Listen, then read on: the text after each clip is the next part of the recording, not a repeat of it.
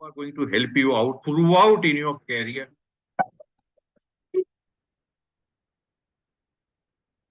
To esteemed guests, distinguished keynote speakers, and every remarkable individual gracing us with your presence, I extend to you all. On behalf of Team DMET Samvad, I am Kumar Sambhav, proudly representing the class of 2022 with roll number 8647. It fills me with immense gratitude and patriotic fervor to wish each one of you a very happy and soul-stirring Independence Day. As we gather on this momentous day of national pride, I'm honored to welcome you to the 37th session of DMET Samvad. Our topic, Navigating India's Maritime Future, Challenges and Opportunities in the Next Decade, is not just a discussion, it's a voyage into our collective destiny. We have with us our esteemed panelists, Shri Arun Kumar Singh sir, a former professor and OIC at DMET Kolkata, roll number 1610, DMET class of 1973. Commander Gaurav Agarwal sir, former secretary of DMECTA, roll number 3049, DMET class of 1985. Shri Virendra Adhikari sir, founder and chief strategy officer at Rocket Fuelix Consulting Group and founder of Damika Global, roll number 4934, DMET class of 2000. Rear Admiral Dr. P.J. Rangachari sir, the current campus director. Commodore Ashok Bhal sir, former campus director of IMU Kolkata.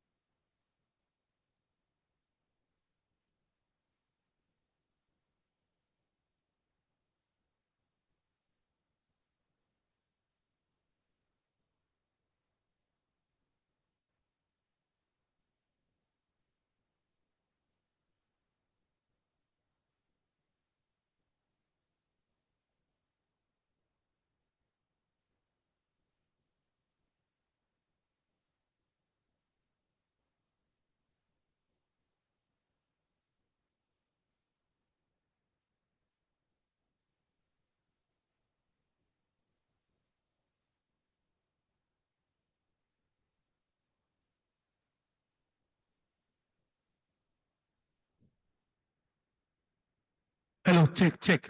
1, 2, 3, 4, 5, 6, 7, 8, 9, 0. Good evening. Hello, check, check.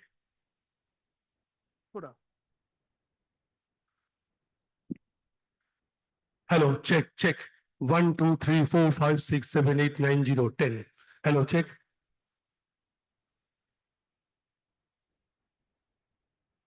थोड़ा कम कर दीजिए थोड़ा. Hello hello check check check 1 2 3 4 5 6 7 8 9 0. Hello good evening. Hello okay.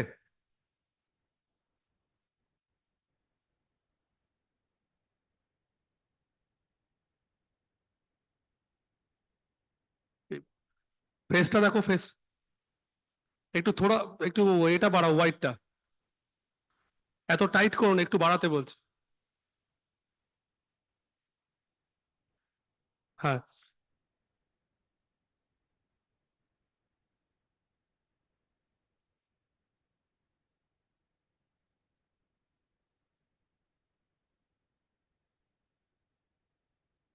আলো কম আছে না.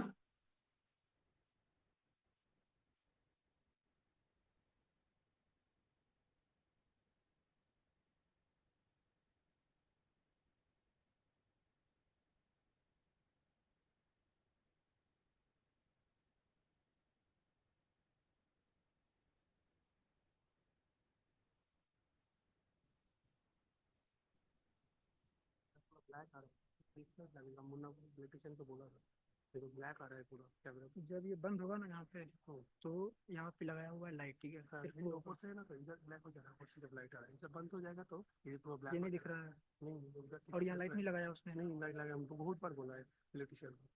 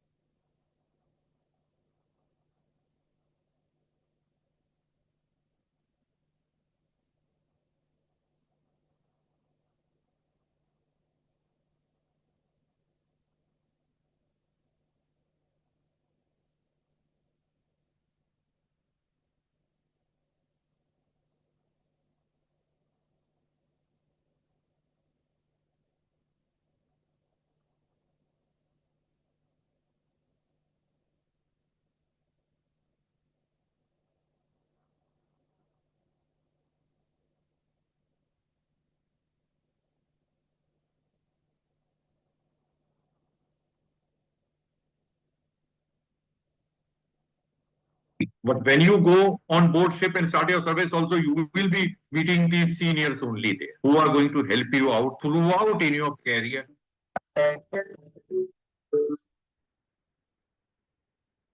Esteemed guests, distinguished keynote speakers, and every remarkable individual gracing us with your presence, I extend a warm and heartful good evening to you all.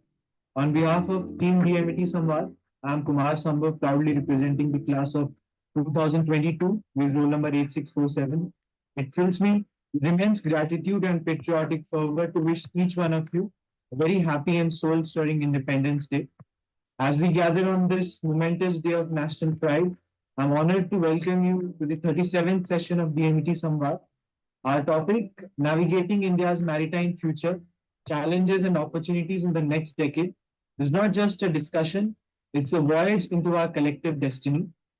We have with us our esteemed panelists, Shri Arun Kumar Singh sir, a former professor and OIC at DMET Kolkata, roll number 1610, DMET class of 1973.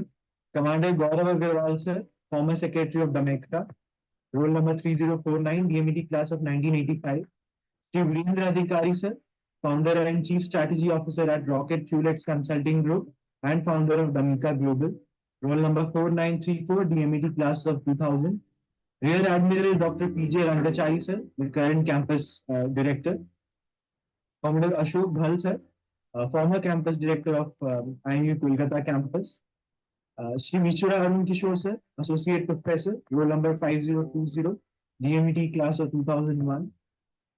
Thank you all for joining this DMET Samvad session. We are extremely lucky to have this esteemed set of panel with us today. Uh, Today's topic is special as it aims to address the myths upfront, counter the challenges, and realize how far we have come throughout the maritime history, as well as the history of DMET, about its humble beginnings from the times of T.S. Dufferin. Now it is imperative that we and our present-day cadets imbibe in us the sense of responsibility to set examples in the maritime industry, as done by our glorious alumni in the past, hence shaping the maritime future of this country.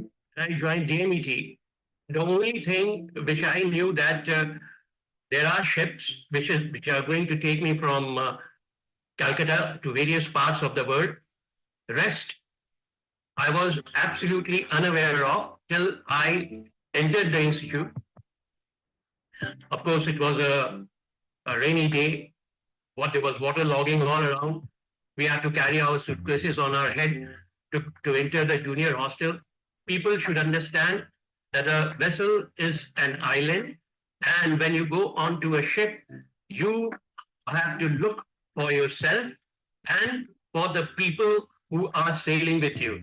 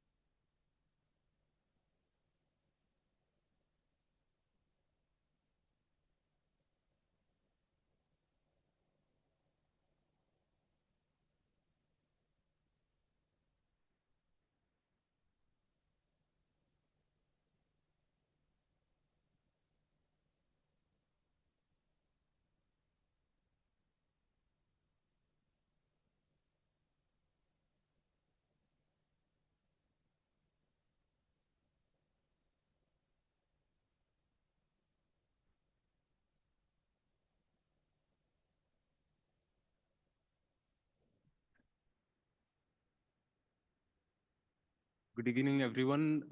The chief guest has arrived to the campus and he's currently having an interaction with the director. And we expect he will be here in the next 5 to 7 minutes. We will be starting the session after he arrives. Thank you.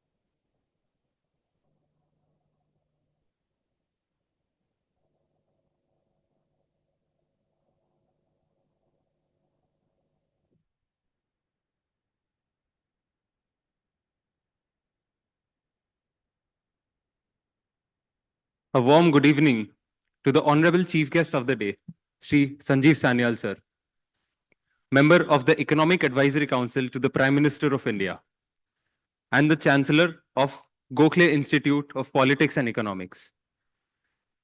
Respected Vice Chancellor, ma'am, of the Indian Maritime University, Dr. Malini V. Shankar, ma'am. Respected Director, sir. Members of everyone gathered around here today. Distinguished guests, faculty members, cadets, I, Cadet Dipanjan Chatterjee, and my batchmate, Cadet Shreya Vipillai, extend a very warm welcome to each and every one of you to the 36th session of DMET Samvad, a series of interactive sessions that strives to improve the connection between the alma mater and its alumni, and also between the maritime industry and the current cadets. Over time, DMET Samvad has grown into a platform where pressing issues of both the maritime and non-maritime sectors are discussed with experienced individuals from the respective fields. And it's a matter of immense joy and honor that this 38th session is the first offline session of DMET Samvad. Since our establishment in 1949, DMET is the first and foremost name when it comes to marine engineering training and the foundation stone of maritime training in India. In the shipping industry, DMET and its cadets have been a backbone, and the institute has been supported by an alumni network that spans all around the globe, with industry leaders showing presence in top positions of almost every shipping company in the industry.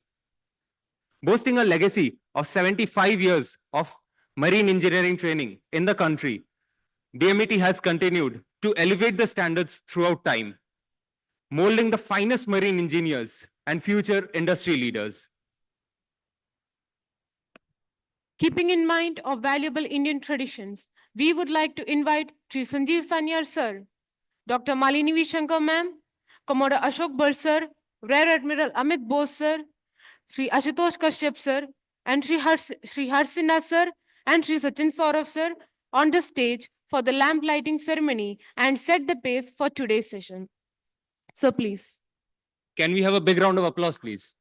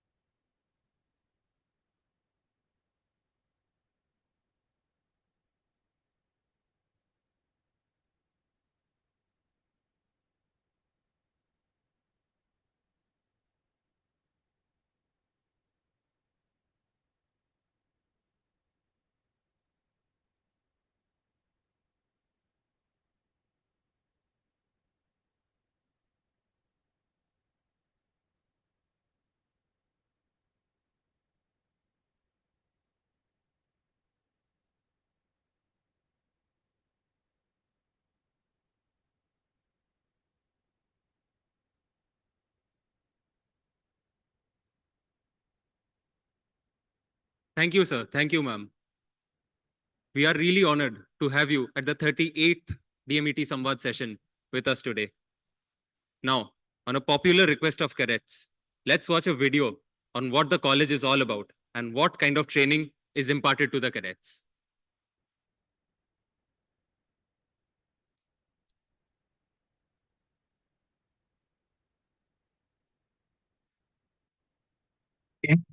University, Kolkata.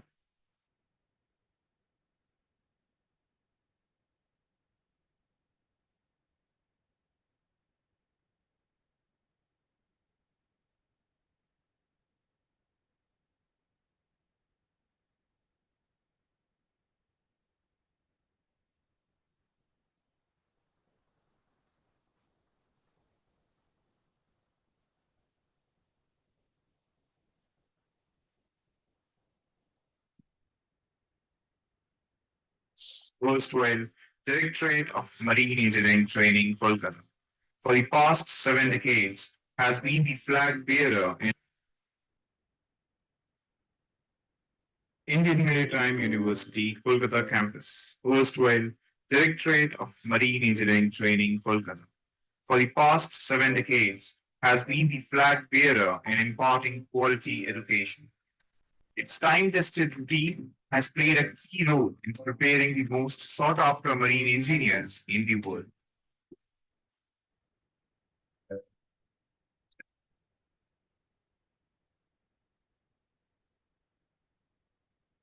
Cadets wake up before the hooter and get ready for their morning physical training routine.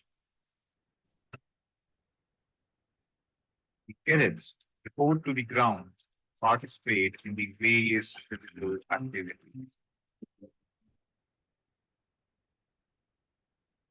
The physical training of cadets is an integral part of the daily life. It instills discipline and makes them realize the importance of technology. The activities comprise of freehand exercises, various sports activities, followed by their parade runs.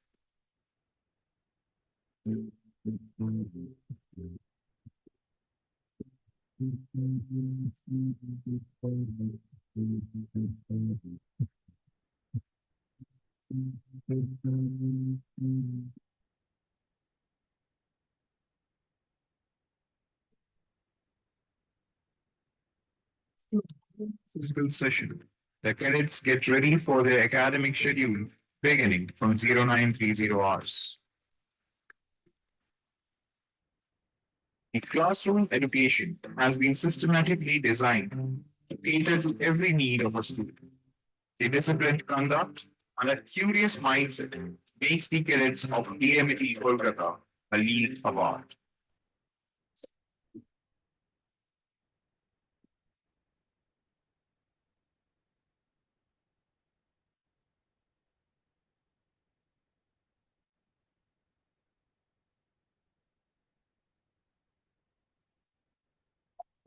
The first half of academic classes, the cadets return to their hostels for lunch. Cadets sit and eat together. This strengthens the bond between the cadets and make them realize that they are all equal.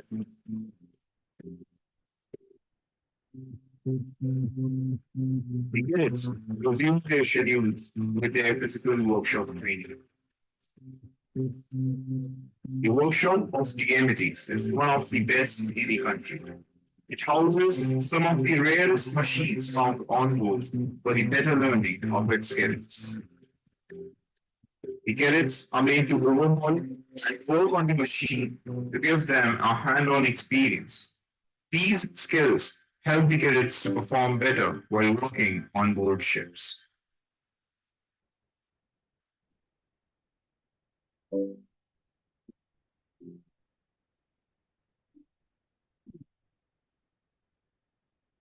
After the academic hours are over, the cadets involved in a bunch of activities. Swimming is an important activity that every cadet has to involve. The cadets are trained by professional instructors.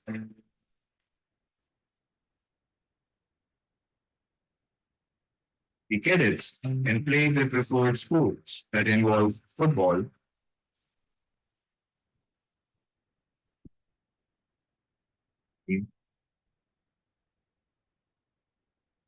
football,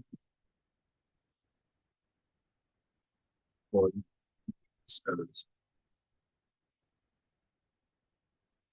Cadets change into their uniform and get seated in the mess where they are served the dinner.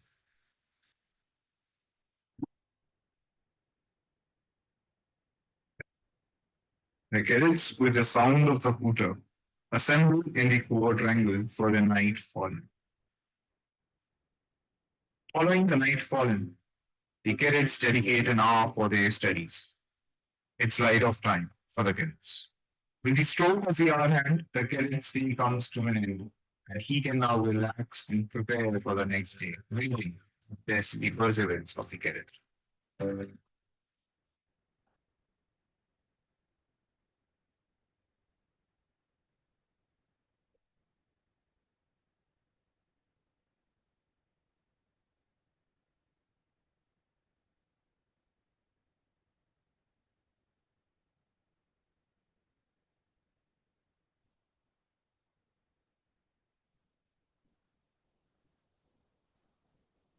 Well, indeed, a motivating video rather. Now, to set the program's pace, I would like to invite our respected director, sir, of IMU Kolkata campus, Rear Admiral Amit Bose, to the stage, sir, please, for delivering the welcome note.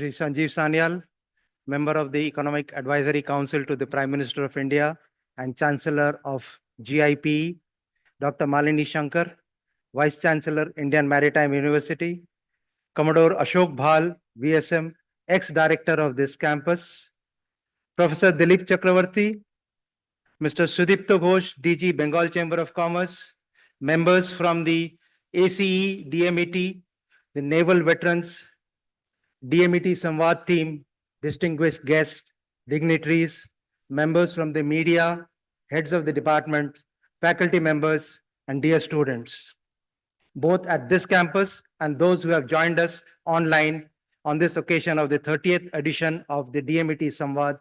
Good evening. It's indeed a matter of immense pride for the entire team at IMU Kolkata campus to host such a constellation of luminaries today evening, each one a doyen in their respective domains. At the very outset, let me welcome Shri Sanjeev Sanyal sir for accepting the invitation from DMET Samvad and IMU to visit this campus at such a short notice and gracing this occasion with your presence. We are indeed looking forward to hear you talk on shipbuilding technologies which were used in the early maritime history of our nation. Let me also welcome Honorable Vice Chancellor Dr. Malini Shankar Madam for having agreed to spare her time from her busy schedule to visit this campus. Your presence certainly adds an additional layer of aura to this event, especially since we are getting to meet you after having been recently adjudged the Woman Personality of the Year in the maritime sector during the prestigious ShipTech 2024 award. Ladies and gentlemen, please give her a big hand. Let me also welcome the dignitaries from the Bengal Chamber of Commerce, ACE, DMET, veterans from the Naval Fraternity, for having accepted our invitation and graced us with your presence. I also want to specially welcome Commodore Ashok Bhal, VSM, ex-director of this campus, who has conceptualized this DMET Samvad activity and still acts as a member to the budding maritime engineers. I also welcome the DMET Samvad team, my co-host, who have quietly done all this paid work and coordinated various associated activities. On the lighter note, it also means that if something goes wrong, whom do you have to blame? Without much ado, I would like to hand over the podium to my co-host for conducting the rest of the event. Jai Hind.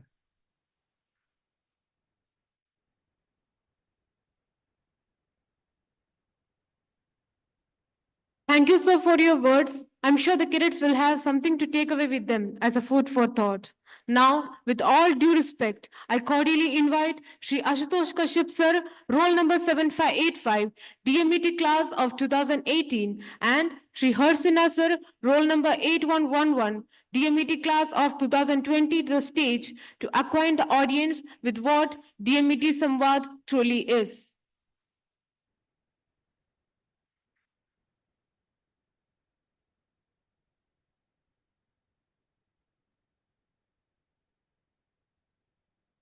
Namaste, everybody. I'm Ashutosh Kashyap, 2018 pass out, roll number 7585, proud Southern. So I am here to reflect on the legacy of DMET MERI. Since its inception, DMET has been at the forefront of marine engineering education, training, and shaping the future of the marine industry. Through the rigorous academic program, hands-on training, and a commitment towards the innovation, DMET has fostered a generation of professionals who are not only technically proficient, but also environmentally conscious and socially responsible. our legacy is not just in the numbers of graduate marine engineers, but our alumni have excelled in various fields. I will name a few of them. Shri Ravi Mehrotra sir is a leading maritime entrepreneur recognized globally. Shri Shashi Prakash sir is our recent pass out and is in Jharkhand Cadre Indian Administrative Service. Sonali Banerjee ma'am was the first female marine engineer and currently she is the senior surveyor of IRS. Shri Sankalp Pratap, head of department entrepreneurship at IIT Bombay, and Shri Sanjay Kundu sir, DGP Himachal Pradesh. So DMET has played a crucial role in programming the research developments in marine engineering. And as we look to the future, let us continue the value that our college, DMET, MERI, and IMU KC has given in us. Excellence, innovation, and commitment to the nation and the marine industry. Thank you. Now, today we have assembled here for the DMET Samvad session. So DMET Samvad session is the brainchild of my junior and the convener of this whole event, Harsh Sinha. So Harsh will tell you the whole story, how it got framed and how we build up this platform.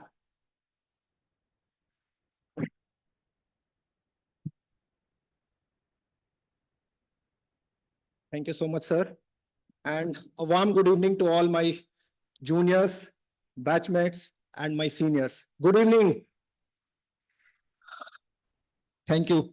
So I will quickly summarize what is about the DMET Samvad. The genesis of DMET Samvad lies in a long-felt need to connect and provide a digital platform for the alumni to rewind their good old days and rejuvenate the bond with this institution and the cadets. The time was of COVID-19 pandemic, and students, most of the juniors, particularly first years, second years, seniors, all were disconnected from the regular college activities like regular fall-ins, parades, PTs, which makes this college a unique among all the normal engineering colleges. So after profound deliberations with some of our senior alumnus and the then director, Commodore Ashok Bahal sir, we have started this initiative. It was from its second month of inception that this initiative was supported by DMET Alumni Association, Singapore, and DMET Mary Ex-Cadet Association, Mumbai, with the basic aim to aware the freshers of maritime sectors and the intellectual echelons at large. Gradually, we played a significant role in organizing Alumni Night and expanded our tentacles by inviting some significant people like former Chief of Naval Staff, Admiral Karamveer Singh sir, former President of the Rajasthan Cricket Association and our alumnus, who is also an IAS, Sanjay Dikshit sir, Honorable Vice Chancellor Madam, Ravi K. Mehrotra sir, and many people who are budding entrepreneurs and leaders from the shipping field and various prominent, who are leading various prominent companies and major recruiters. We consider them as illuminating source of inspiration who are filled with vigor and charisma of nationalism, excellence, and vision. Since vision of our Indian Maritime University is Samundram Gyanam, Gyanam Samundram.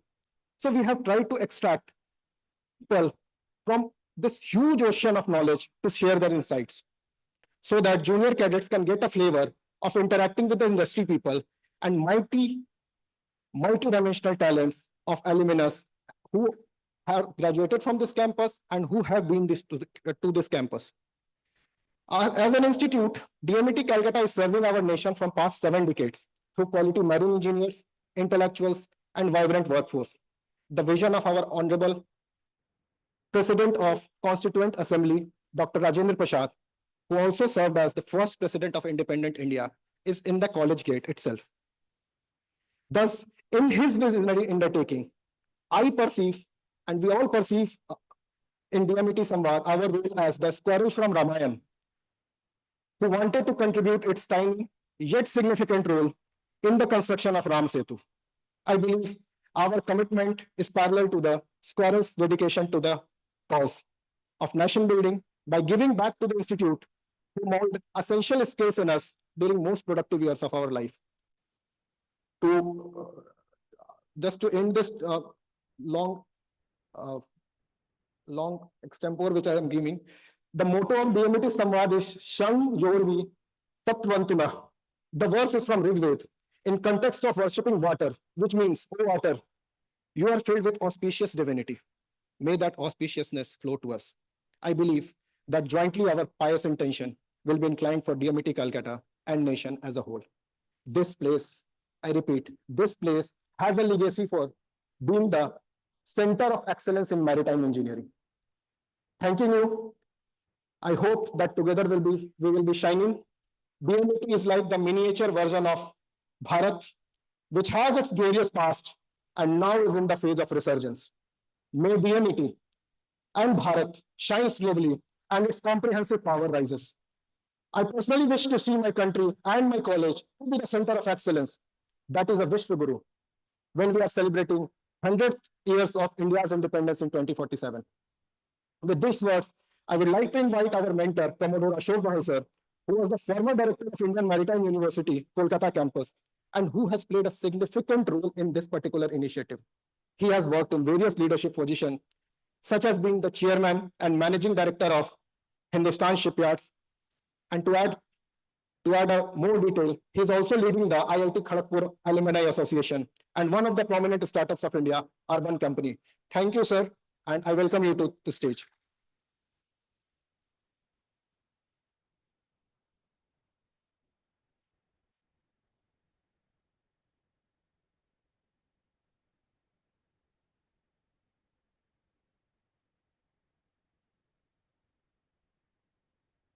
Respected Mr. Sanjeev Sanyal, sir, member, Economic Advisory Council to the Prime Minister, Dr. Malini Shankar, Vice Chancellor, Rear Admiral Amit Bose, Director IMU Calcutta, distinguished guests, Mr. Dilip Chakravarti, Mr. Ghosh, the senior naval officers here, alumni association, I can see a lot of senior cadets, faculty, staff, media, cadets, good afternoon. There was a time when I had also thought of in early 70s to join DMET. Could not fructify that. And at that time, which people forget, it used to be called the IIT of Marine Engineers. That was the name which was given to it. So, but I went to another IIT, Roorkee, and then finally came to for my MTech to IIT Kharagpur in 81 to 83. And there were only three things. I used to visit Calcutta, Netaji Subhash. There were only three things known to people at that time: Eden Garden, Fort William, and the Marine College. That is the legacy what this institute caters. Right from DMET to Mary to IMU Calcutta, the brand value remains intact. Today in the whole world, any person who is an ex-DMETian is seen with a certain amount of expectations, discipline, professional knowledge of his, the initiative, the enthusiasm, what is there. So when in 2020, Harsh Sena, Sachin Mehto, etc., they came up that we should be connected to our alumni through this DMET Samvad system. I immediately agreed to it only for one reason, which was in the back of my mind. I have been an alumni for 2 IITs, but the extent of camaraderie and bonhomie, which I saw in the DMETians, was unparalleled and still is unparalleled.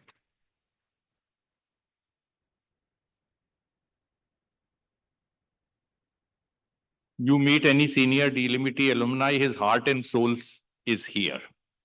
They keep visiting and they all have continuously been starting on one thing, that the brand value should not go down. It is the responsibility of the director to ensure that. So we started that session. It was not only for people to tell something about the marine engineering, but the various experiences, the various topics. I would just list down the few topics which we have covered in the 36 sessions. Prospect after training at DMET, resurgence of the maritime industry, thinking outside the box, gender equality. When I was there, we had only handful of girls here, and today the number is in 4 to 5 years is touching almost 100.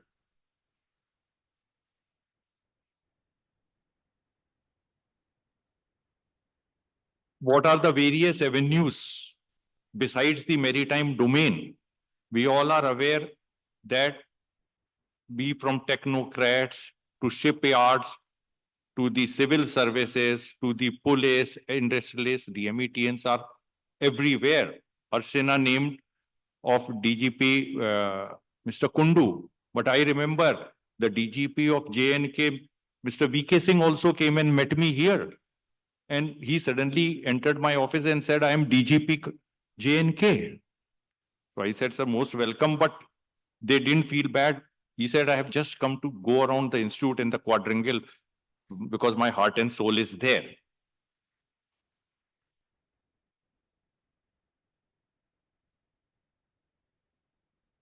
That is the legacy. This institute is there. And we have started various soft skill courses. We have had addresses on green shipping, application of artificial intelligence, and various subjects where the esteemed alumni all over the world have come. And whenever we ask any alumni that please join us for this DMET Samvad, we have not received a no. They were more than willing to spend their time and effort here.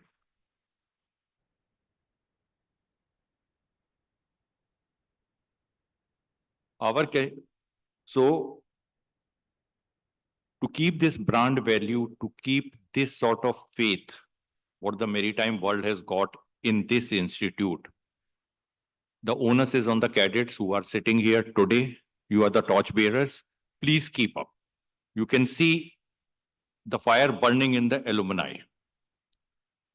Our country has got a very glorious maritime past. Today we are going to hear the brainchild of Mr. Sanjeev Sanyal, the Stitched Ship Project. And this is, I believe, a 2000 years old legacy as to how at that time, without using any metallic nuts, bolts, how with the plants, coir ropes, the ship used to be made. And we would indeed be, the country would be fortunate that by early next year, this ship would fructify and would roll on. So I would not take much time today. Thanks a ton. It was an honor to be present here today for this very important event. And my best wishes to everybody on this momentous occasion. Thanks a lot. Jai Hind.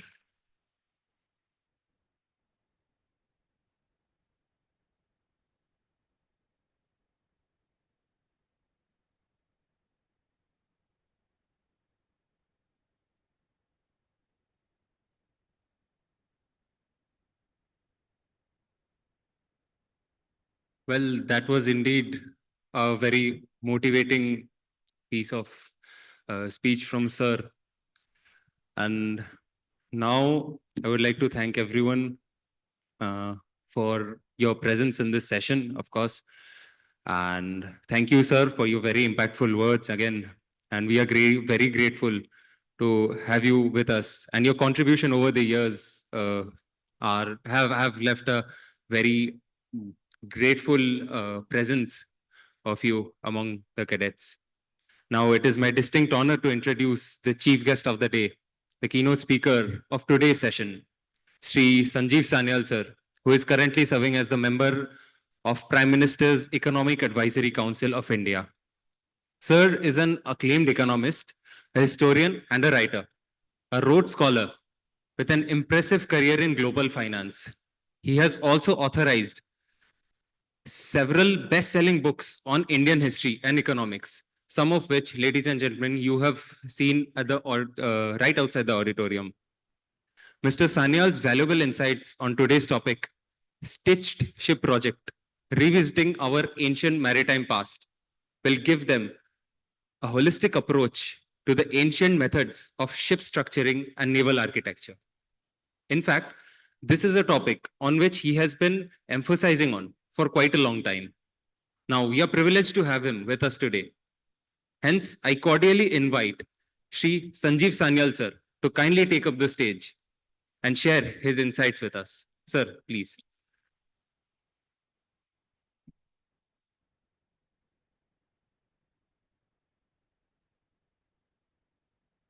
Yes, sir.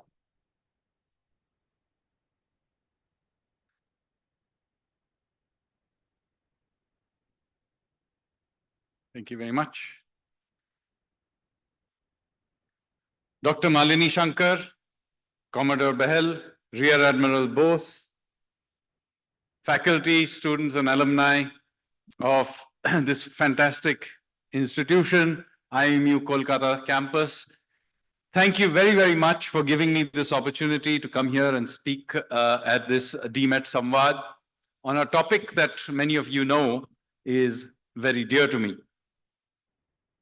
I particularly like the vibe, in a sense, of the campus. The very fact that your alumni still remembers their roll number is quite extraordinary, I have to say. I have no idea what my Sri Ram College of Commerce roll number was. So if you like my presentation and you think it's good enough, please give me a DMET roll number.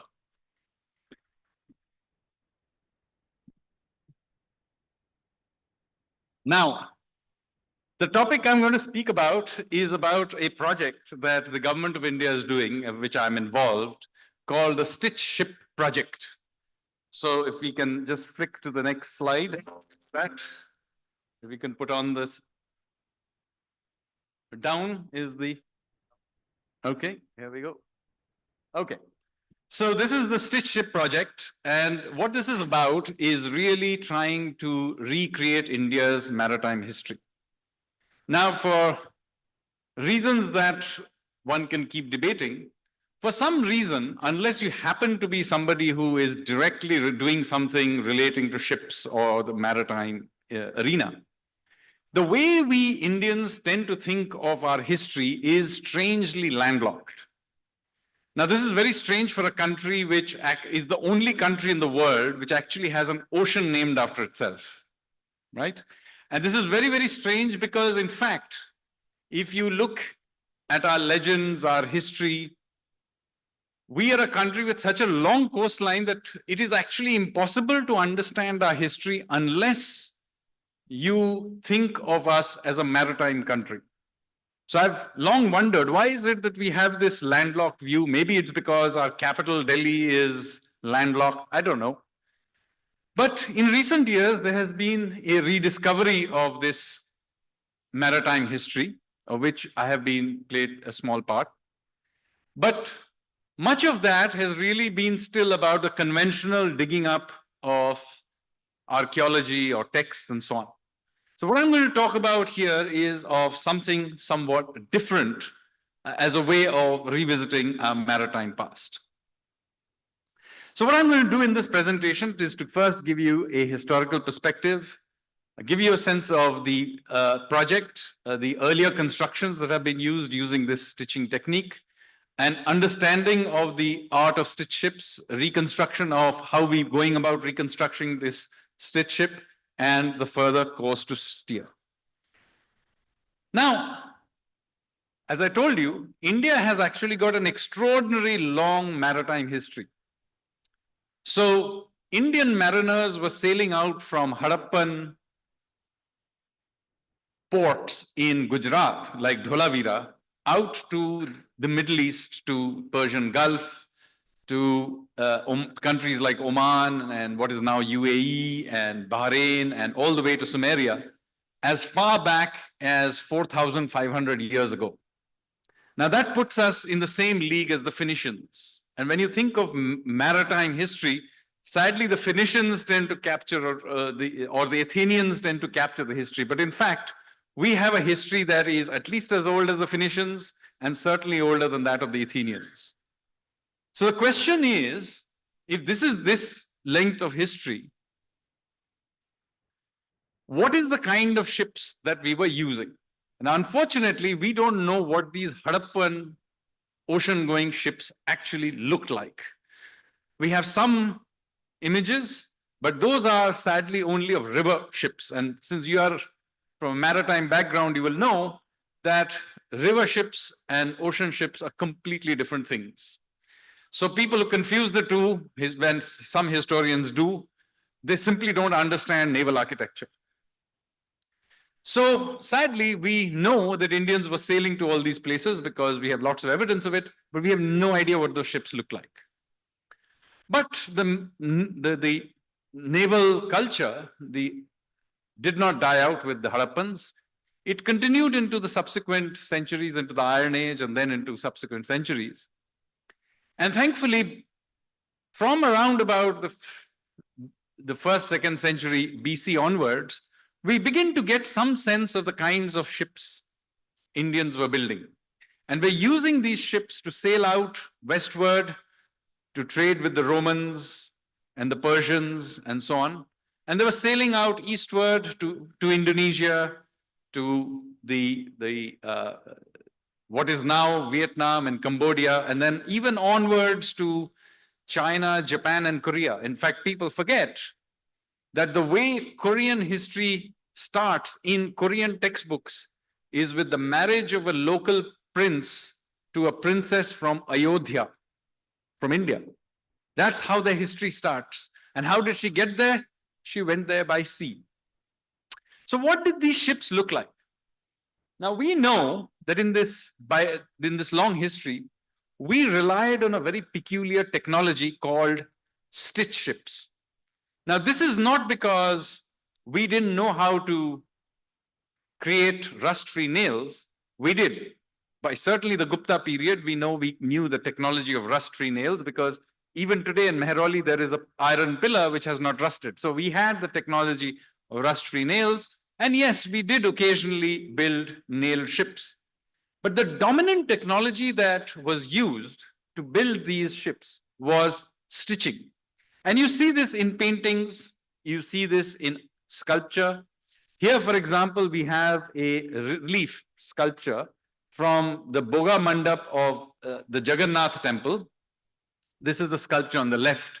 And if you look at the hull of the ship, you can clearly see that it is stitched together. Can you see it? Is that clear? Yeah.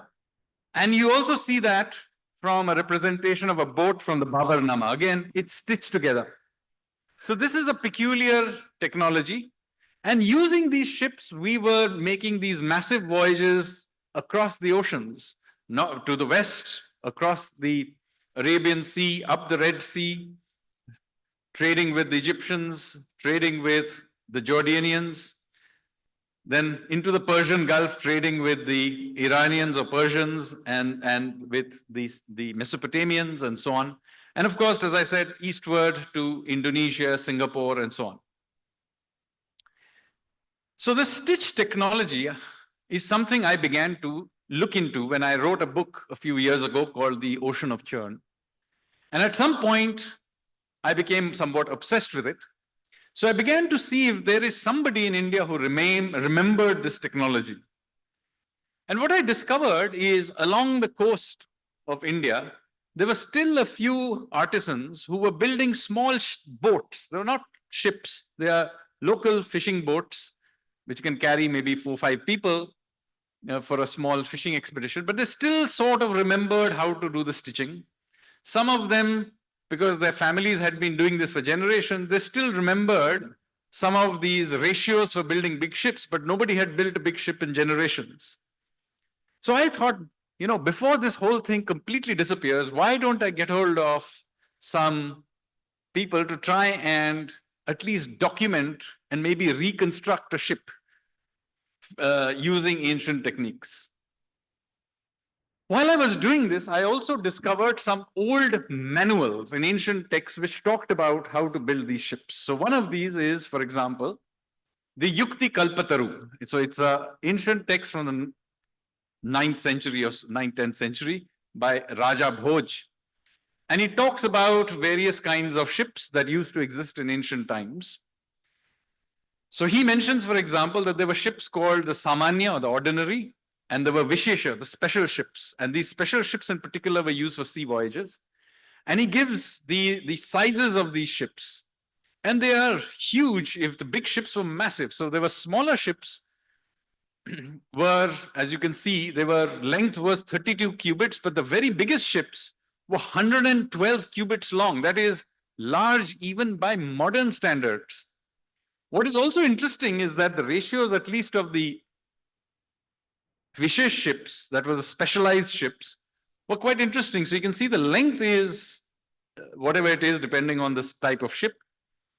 But the breadth, as you can see, is 1:8 ratio.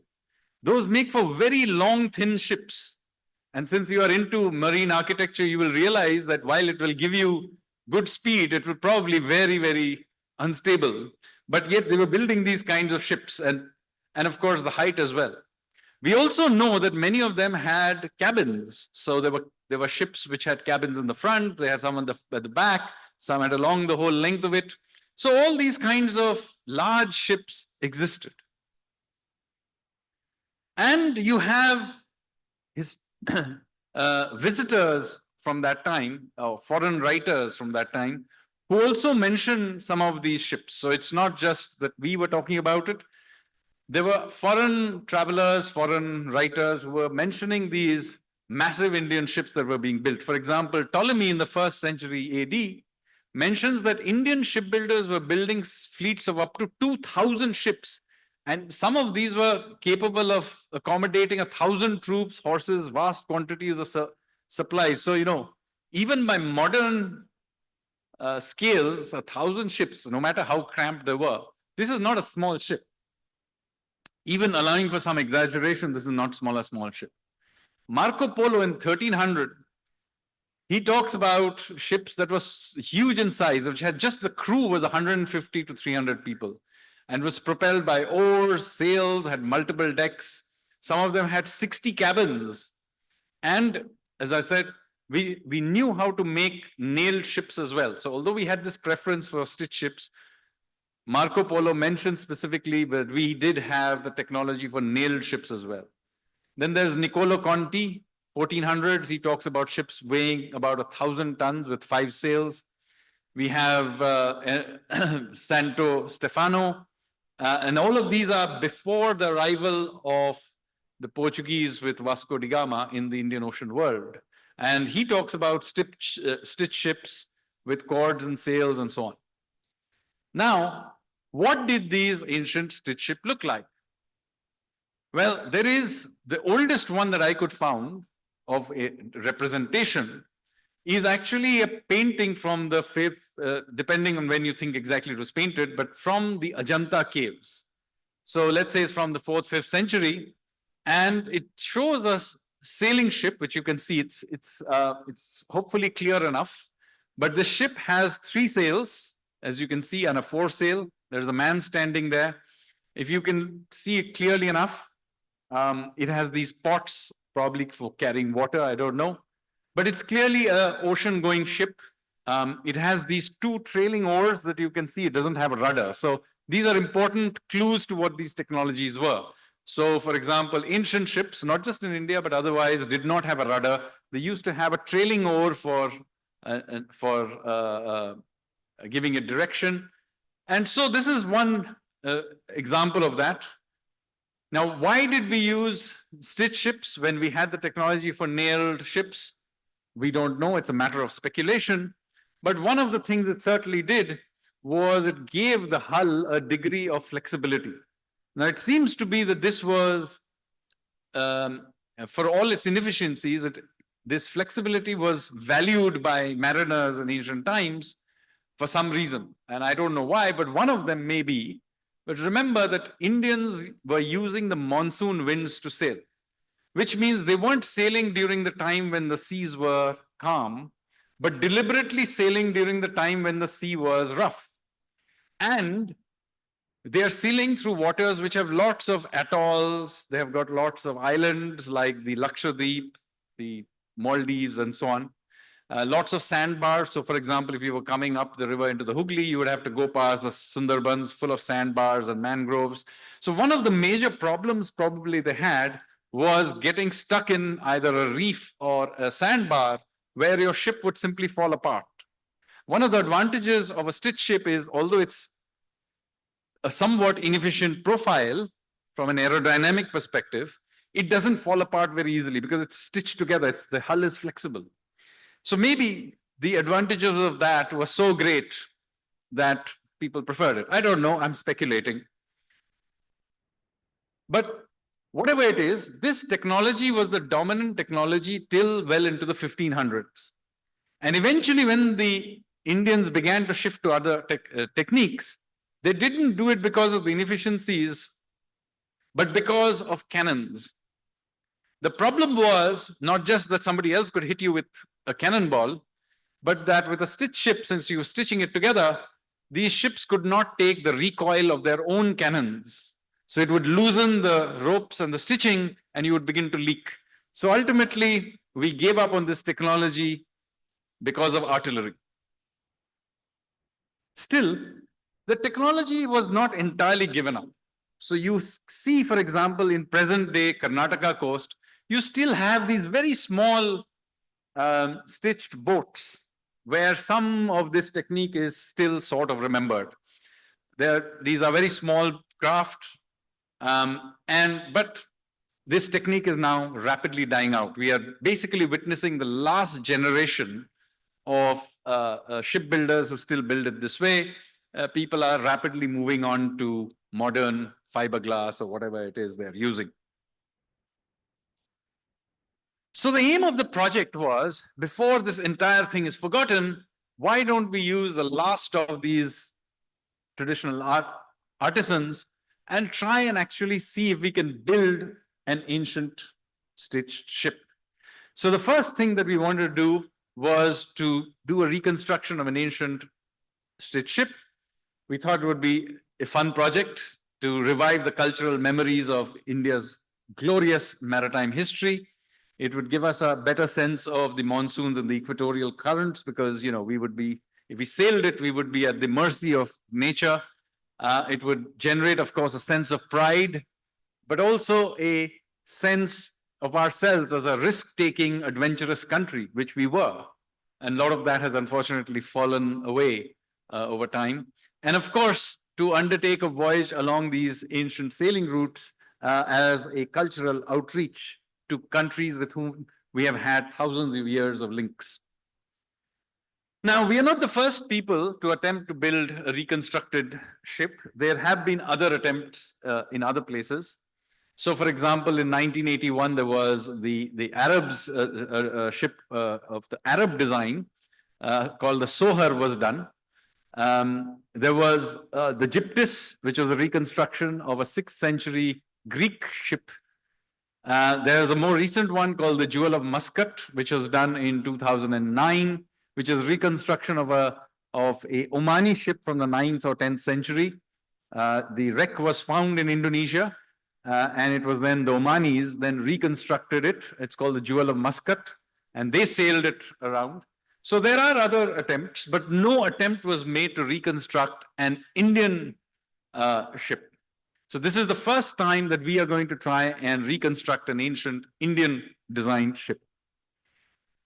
So we decided first you've got to choose the period that you're going to do this, because remember, it's a very long history.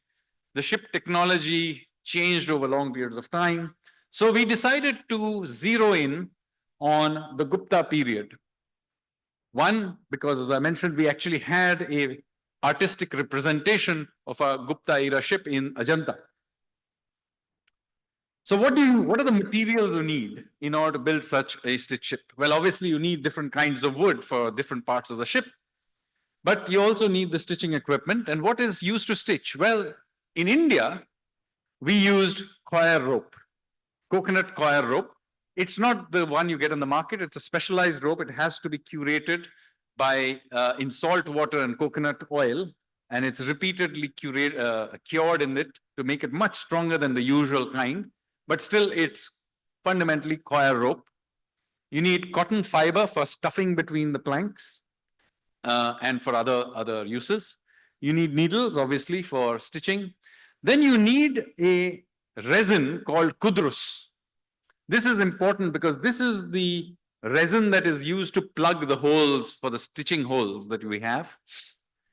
It is then, this kudrus is dissolved in fish oil, usually sardine oil in India, but in other places, for example, the Jewel of Muscat in Oman used shark oil.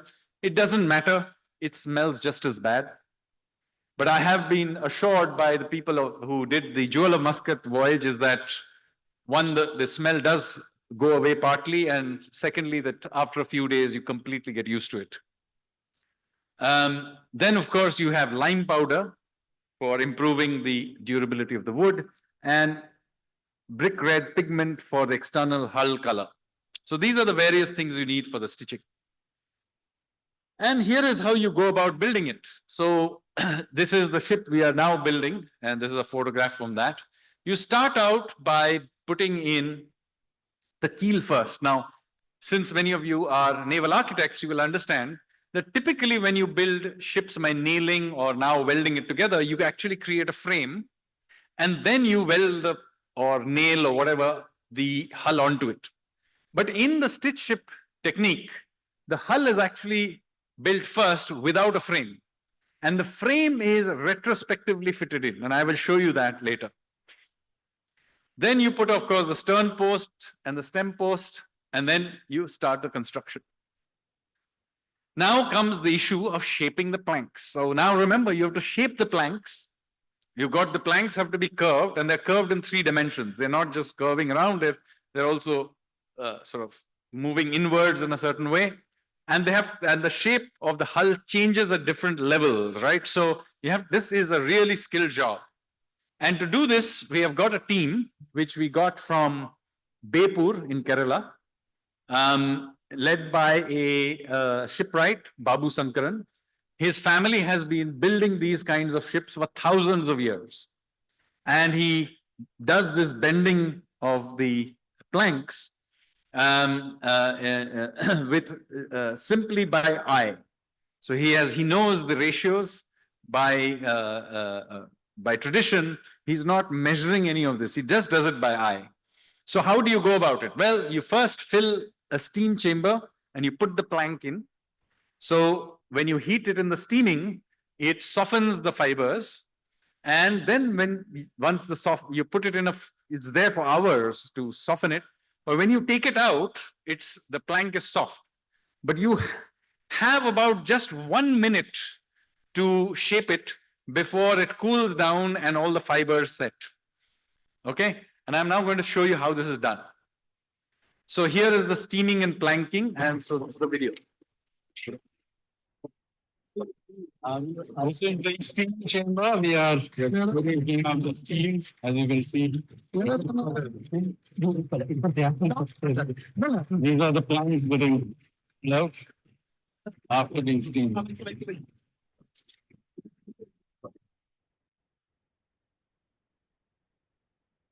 So after the steaming, this is the shaping process. As you can see, they have taken this steamed wood and they have literally minutes before it again kind of dries up and takes shape. So they have to do this shaping as soon as they can. So it's being bent, as you can see, and then weights and other things are used. So this is, by the way, being done in a shipyard in Goa called Hodi on Diwar Island. And you can see how they are shaping this. Now, once you're getting all of this, the question is, how do you then take these planks and begin to create the outer shell? So you take the planks and you create these series of holes on both the planks. And then you have to stitch it. So you create a wadding between them. And then you take the ropes that I talked about through them using a peg. I've kind of tried to explain how it is. It's a very intricate process, and I'll try and show you more images of it. But basically, you use the coconut coir rope, and you stitch this together.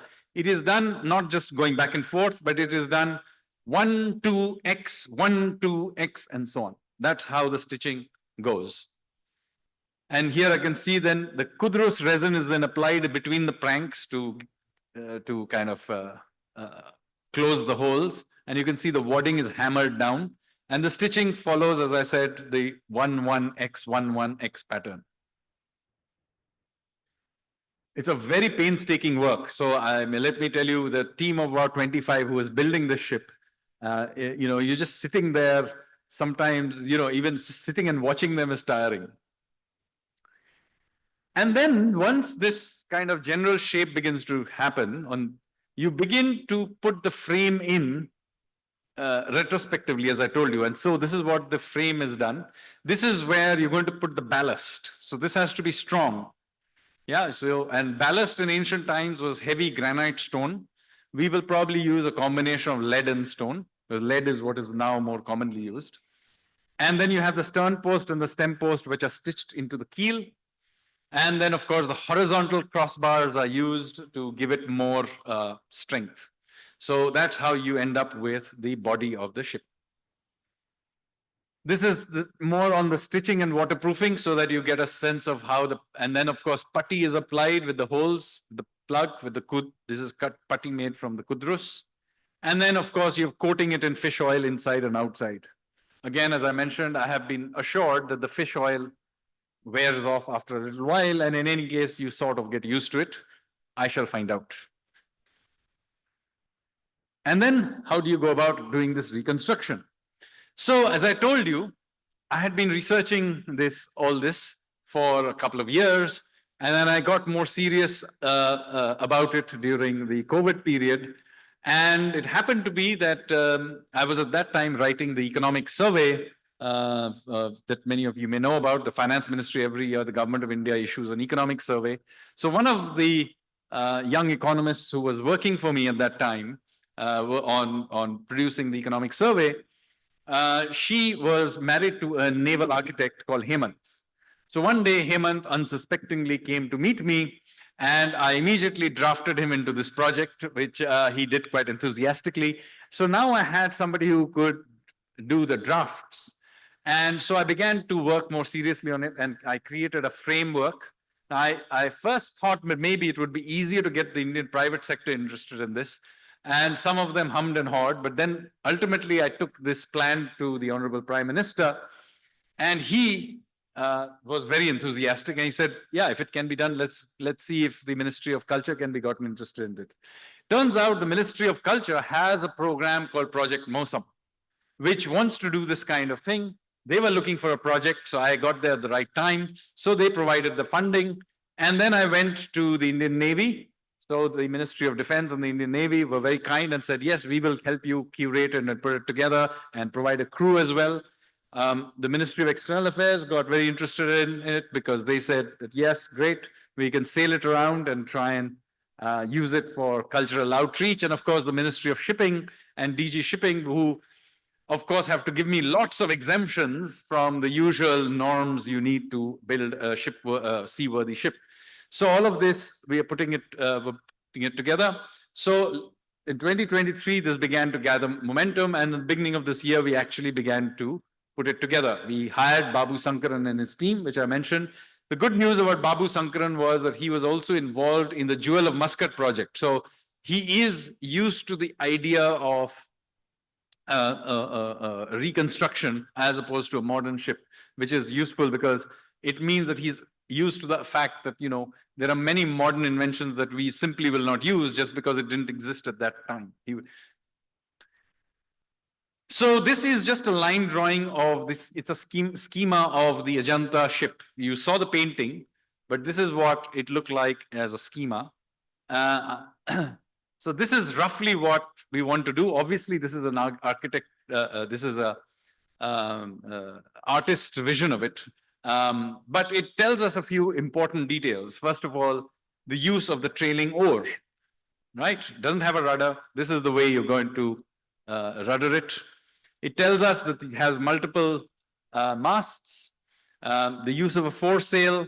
It tells us, if you go even today, there's They paint the eye in front of the ship. You go to any small fishing boat along the Indian coast, you'll see the eye. Evidently, that was true even in Gupta period, and so on and so forth. You can see a few portholes for the lower deck and so on. So you get some sense of this thing, of a sense of this ship. Now, obviously, you have to convert it into an actual ship. That's an artistic thing. So we then began to create line drawings. And so now the line drawings that we have suggest that we will go for a ship that has 2 masts, not 3. It was getting too crowded with 3. We will retain the foresail. And so this is what it will look in both cross sections and from the top view. Again, as I said, this is a room full of naval architects, so you will appreciate what it would look like when we try and build it. And you can see that we were going to have the trailing oars. So this does have a trailing oar, doesn't have a rudder. It has square sails, very important. Remember, this is from the 4th, 5th century. People have not yet invented the lantern sail. We are still using the square sail. And there are some advantages of square sail, but there's one major disadvantage, that you cannot sail too much away from the direction of the wind. So with later lantern sails, you can sail at a big, almost 45, 90 degrees even angle to the wind. But here you basically have to sail along with the wind. This is important because obviously it determines where you can go, that you can basically sail where the monsoon winds are taking you. You can't just sail off in an angle to that. What is the size of the ship we are building? Well, it's the original length was 19.6, but I think we need to update this presentation. It's now about 21, 22 meters long.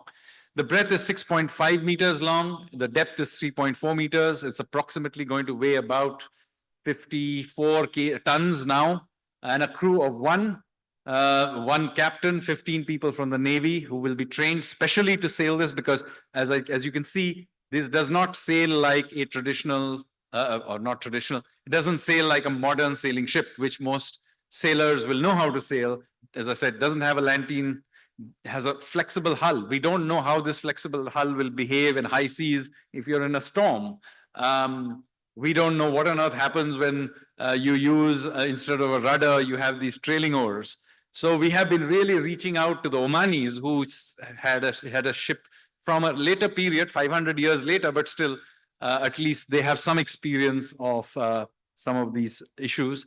But our ship has a distinctly different design, a more archaic design. So we will really have to sail the ship and figure it out. So 15 crew members plus 1 random economist. And here are the development plan lines. I'm stressing this. I would usually skip all of this if I was talking to a general audience, but I think this audience will appreciate all of this. Some of you probably do this for modern ships. And then the rigging plan. So sense of the rigging plan. And then the sail and mast plan. As you can see, two plus the foresail. Here is the stitching plans that we have used, as I told you. It has the wadding and you're stitching along it. Framing plan. So you know there are these crossbars that go across to provide you with there's the plan top view of the beams and then of the frame itself. Now, one of the interesting things we decided to do, although of course we are building it using ancient texts and techniques and artisans and so on, and a lot of it is being done by eye, we decided that for the first time we will take a stitch ship and subject it to a lot of the modeling that modern ships go through. And he said, because I had the access to the Indian Navy and they build their ships, and I was working with a team of naval architects who routinely do the modeling. I said, let's subject it to the same modeling and see what happens. So of course we were going to do the Navier-Stokes modeling as well. So most of you are familiar with all of this, but of course a ship, as you know, gets 3 types of pressures on it. There are the wave resistance and wave effects, which is the potential flow effects. You have the boundary layer, viscosity, skin friction. And then, of course, you have the viscous pressures of the back and the resistance from the wake. So all of this is modeled into the flow dynamics Navier-Stokes equations, which also you'll be familiar with. You have the pressure forces, the viscous forces, and the body forces. As you know, this is the conservation of mass equations for the rate of increase of mass in a Newtonian non-compressible fluids. So all of these are equations which many of you are very familiar with. And then, of course, we have to think about movement in 6 different directions. They are the linear ones, forward, backward, up, down, and sideways. And then you have the rotational forces, which are up, down, but rotational, sideways, rotational, and then forward, backward, rotational. And you have the drag, ship motion, wave attraction, all of these equations are then working on.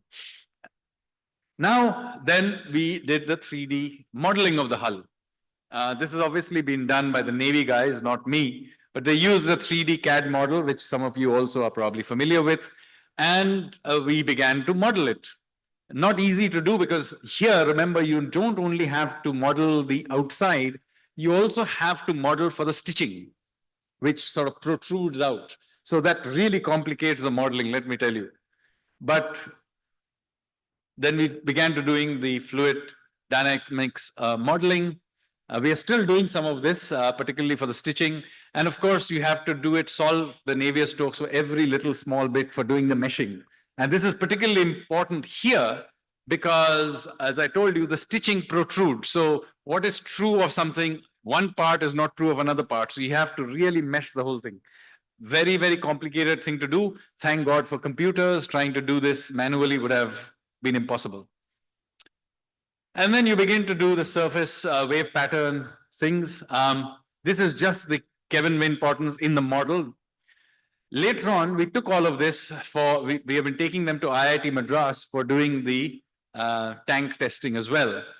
But this is just what we thought is all the pressure coefficients that we were getting, the resistance plots. And then we began to build a scaled model. So this is a scaled model that we have built. Then here is the scale model of the Stitched Ship. And then we then began to prepare it for testing. So here is what we did. Then we have the model testing in the towing tank that we do. And here is the video so that you get a sense of how the towing tank is done. You get wave patterns. The video didn't play for whatever reason, but never mind. And you then get new resistance plots, which are significantly different from what we modeled. But I told you, the models are first of all not built for ancient ships, and all kinds of strange things begin happening when the hull is flexible and you have stitching on the outside. We are going to reinstate. I think we didn't do the stitching in the model correctly. Now that we really understand the stitching, we're going to redo it, and we're going to do another round of resistance plots just to put it together. It'll at worst come out as an interesting paper for the naval architecture journals. And then what are we going to do with this? Well, there are further things. One is obviously we're going to build all of this, the ship itself, but then there are other details that you have to put. For example, anchors. So we have some examples of ancient anchors. We have anchors from the period of the Guptas, but we have some really ancient anchors. So although we do not know what Harappan ships look like, we do know what their anchors look like. And these are anchors that have been dug up from Dwarka. So Dwarka turns out to be, especially Bet Dwarka, which is a small island off Dwarka, which was clearly a major port in the Bronze Age. And there are a lot of stone anchors that have been found there. And they have a particular shape. They are these triangular ones are from that Harappan period. And in case you want to know what they look like in actual use, So you see the triangular one that we have circled? Well, the round hole is where the rope went in. So that's where the rope goes in. The square holes or the rectangular holes, they would put in wooden spikes. Okay. And those wooden spikes is what would catch the ground when you and hook onto whatever the soil or the rocks in the ground. So that is what the anchor would look like. So we are deliberately being a little ahistorical because Gupta period anchors may or may not have looked like this. We have some evidence that they may have continued to use these, but the one that we have chosen is an older anchor or from a Harappan period, and so we'll have an anchor built in this style.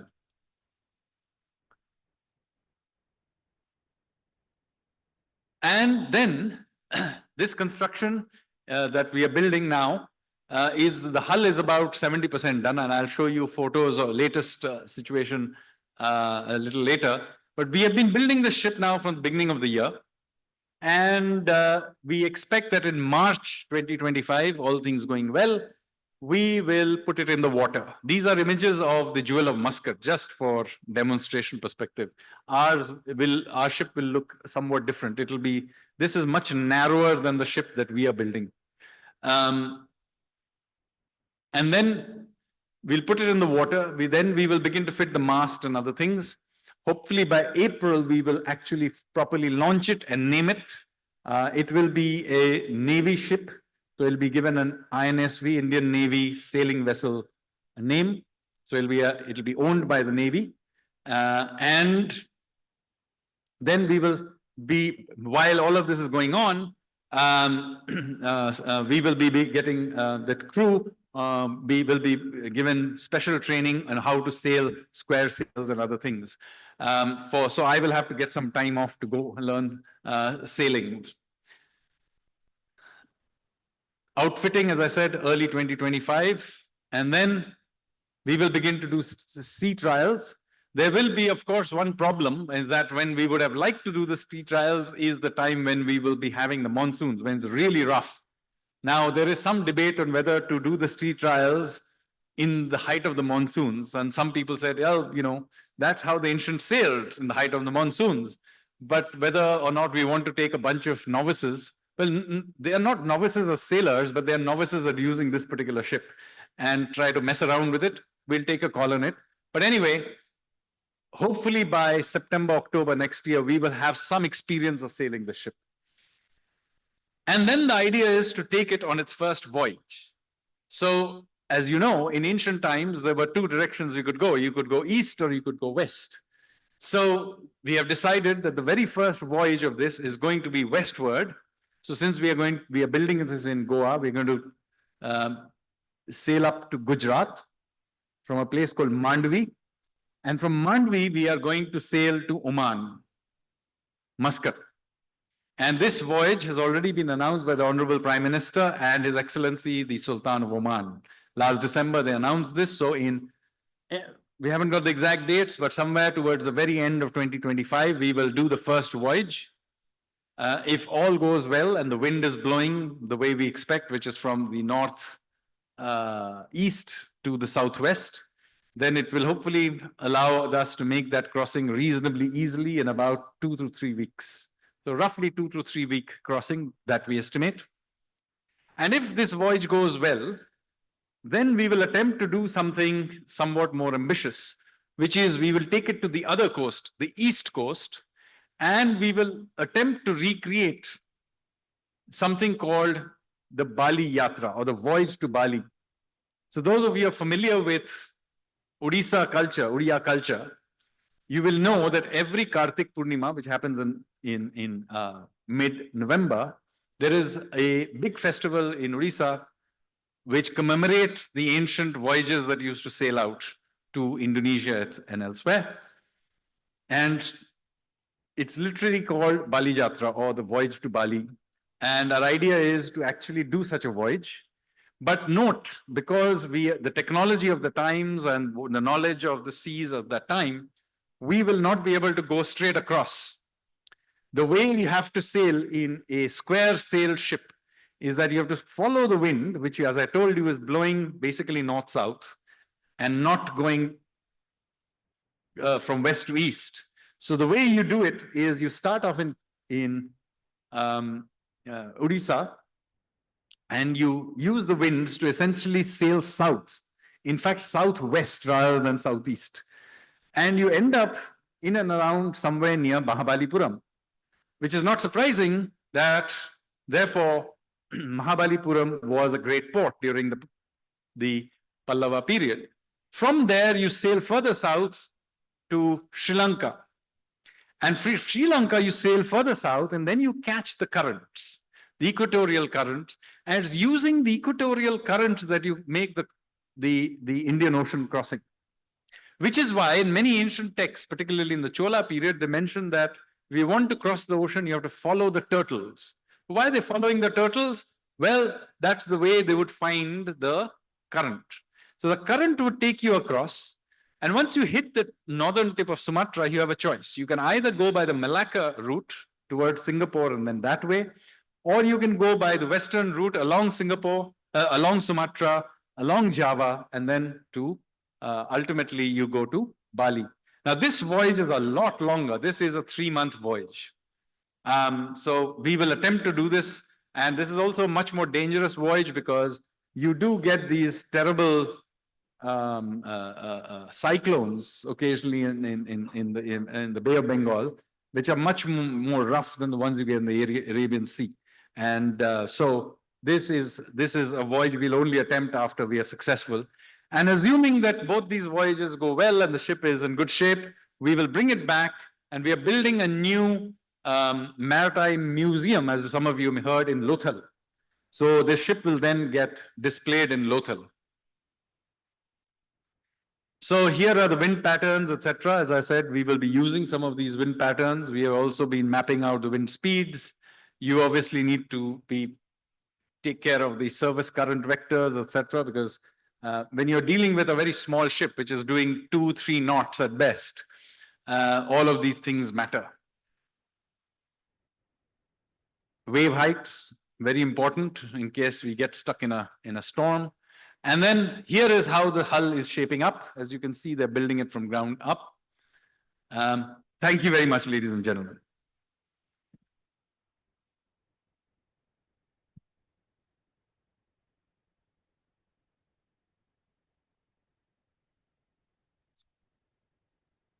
So now I'm happy to answer any questions if there are any. Is there a Q&A? Yeah.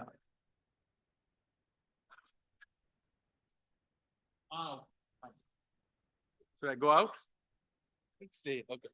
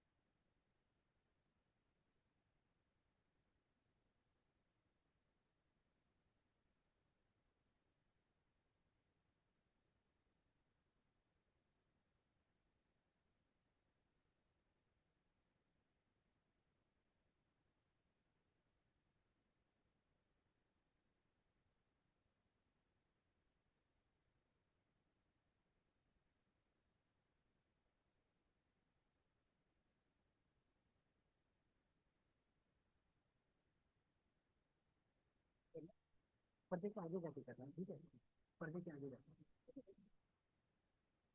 करो, करो।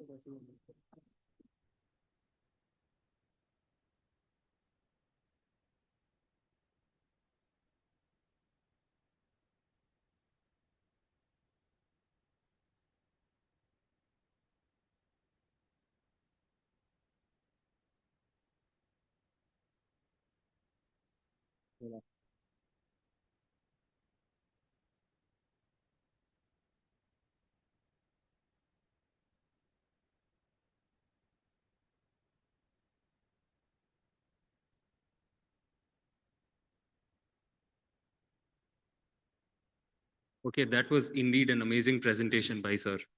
Now, here comes the best part of the session, which is the question and answer session. Now, since DMET Samvad has received a lot of emails from many cadets regarding this particular topic, particular project, it was not possible to take entire questions. So we decided that we would merge the relevant questions, which would be moderated by our convener as per the original program schedule.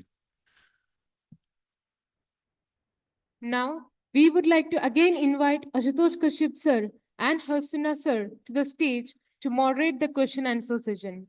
They are finance professionals and research scholars who are jointly working on several projects, including economic development on conflict zones and net zero emission in maritime sector. Sir, please.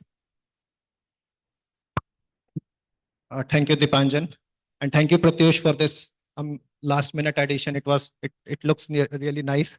So we got a lot of questions, and it was, since students were highly motivated by this kind of presentation, sir. So the first question we will be taking from one of the students, Muhammad Imad Khan. Imad, if you can come in the front and just ask. He has two questions, sir. He will merge both the questions and ask, please.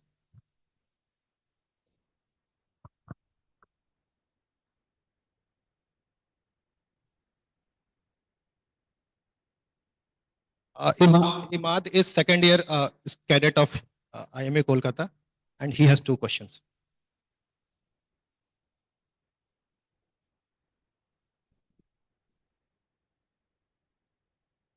Good evening, sir. My question is, can these ships realistically compete in terms of cost effectiveness, or is their sole purpose just to preserve our heritage? No, I don't think they're cost effective anymore. We may learn something interesting about flexible hulls or some small things, but I'm not attempting to revive this tradition other than in a cultural sense and a historical thing. So, so to be clear, this is not it's a reconstruction. It is not a revival. It is, yeah, they're not expensive to build. This whole project to build the ship at least is only 15 crores. It's not a lot of money.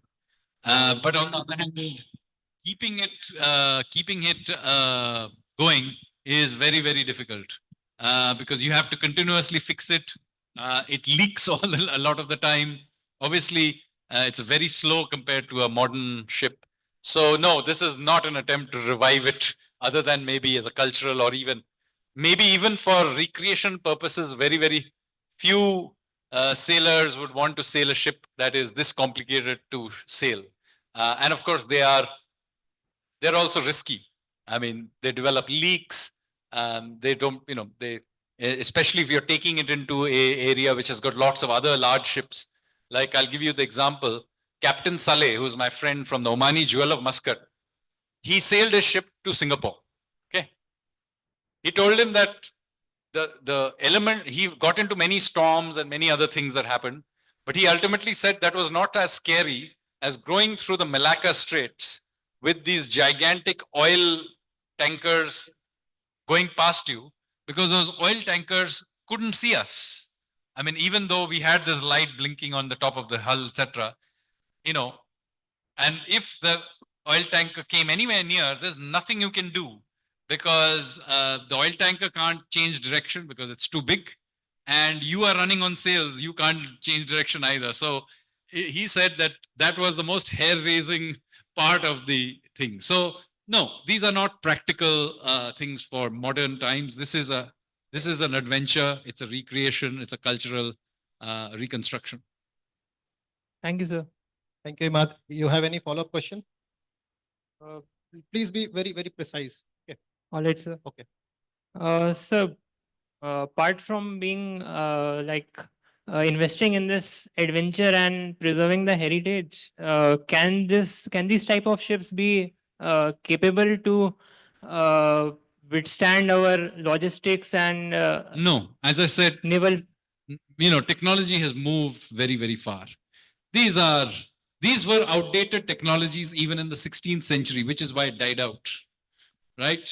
So this is unless somebody really thinks of some new thing. Maybe we'll learn something interesting from the use of a flexible hull, which nobody has modeled, which I am doing. And maybe but even if we use flexible hulls, I don't think they're building wooden ones, they'll probably build fiberglass ones. So maybe there's something to learn, but I do not think of this as a commercial project. It is not a commercial project. It is a cultural project. It's maybe even partly a scientific project in a retrospective sort of way. Thank you. Thank you, sir. Thank you, Imad. So, Raghav Dhaka, fourth year cadet, has mailed us a question. How we are planning to integrate this initiative without being in competition with the global logistics market, and how do we foresee this heritage renewal contributing to India's logistics sector and long-term benefits? Not at all. Not directly anyway. The idea here is not to try and create stitched ships to try and compete with oil tankers. Obviously, I can't. The idea is a completely different one, and in some ways a more fundamental one. You see, what we are trying to do here is changing the way we Indians think of ourselves. We have come to think of our history as, a series of invasions or maybe some bhakti movement, etc. All very important, I'm sure. But you see, there is another element to our history, which is the history of commerce, of adventure and exploration. Whenever we think of explorers, the average Indian will think of Columbus or Vasco da Gama. They don't think of Indians as being explorers. They don't think of Indians as risk takers. And yet, it is we who have the more ancient history of risk taking and adventure and exploration. So this is, in a very fundamental way, an attempt to awaken India to its civilizational past. So I think in some ways this is a very important project, but its importance does not lie in trying to actually revive and change logistics based on this. Benefits to cultural preservation would definitely be there, I guess. Ma'am has one question. Ma'am has a question. Very simple question, very fascinating stories. Did the Cholas use this technology because they used that route to go to Indonesia? So they did use stitched ships, yes.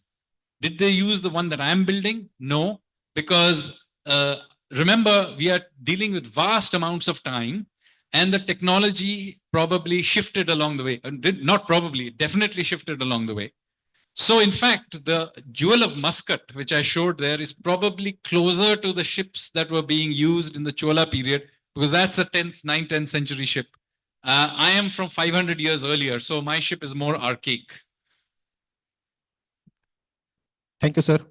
Our next question is from Ishwara Arun Kishore, sir, who is an associate professor. Sir, if you can come in the front and ask the question. Yes. Can somebody give him the mic? Sir. Sir is teaching the cadets about the marine engineering, so he had some question.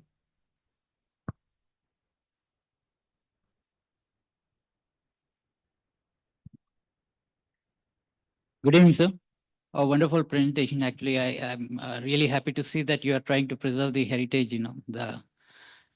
So there are quick two questions actually, one after the other.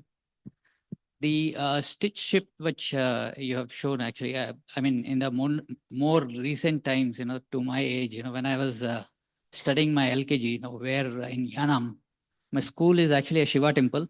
It's on the bank of Yanam. I used to see the ships, small boats. Then the bridge was not there between the Yanam and the other island. They used to tie actually two wooden ships and transport lorries on that with ropes. Do you think this is a kind of stitch ship, actually tying up two ships and Absolutely. So this technology is still so sort of remembered, but this is rapidly dying out, as you know. So the reason I thought we have to do it now is because one more generation, we just won't have the artisans and the cultural knowledge. So for example, Babu Sankaran, he comes from Bepur. His family has built these kinds of ships for thousands of years. His son doesn't want to do it. So it will die perhaps with him unless he finds a chela of some sort who is willing to carry on. But what we are doing is, one, we are building, but very importantly, we are recording it in fair detail as a cultural heritage so that future generations, if they want to build one or want to know how it was built, they will be able to do this. So the reason I am doing it now is because precisely there are still a few people who have at least some knowledge of how this stitching technique works.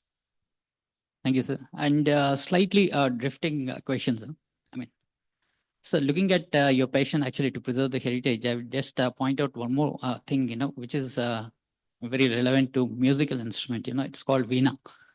People recently, when my brother-in-law was working on that project, there is only 5 families he could locate who make the traditional Veena from one small village called Bobili.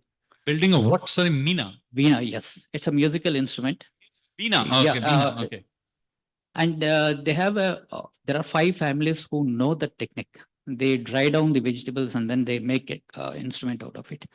And there are very few people who know about it. And when they order, you should see the beauty of their concerns. Since they meticulously make this Veena out of their passion, not for money, they travel all the way by train to hand deliver that particular Veena because they understand that it's a very delicate instrument and anyone would just misplace it. And what you can even see their passion. So they book a berth in sleeper class train for the Veena. They place it on the berth and then they transport it. I mean, when you spoke about the Stitched Ship, I just thought I remembered these two. I think so. There are many such skills which are unexplored. Yeah, will die out unless enthusiasts keep it alive.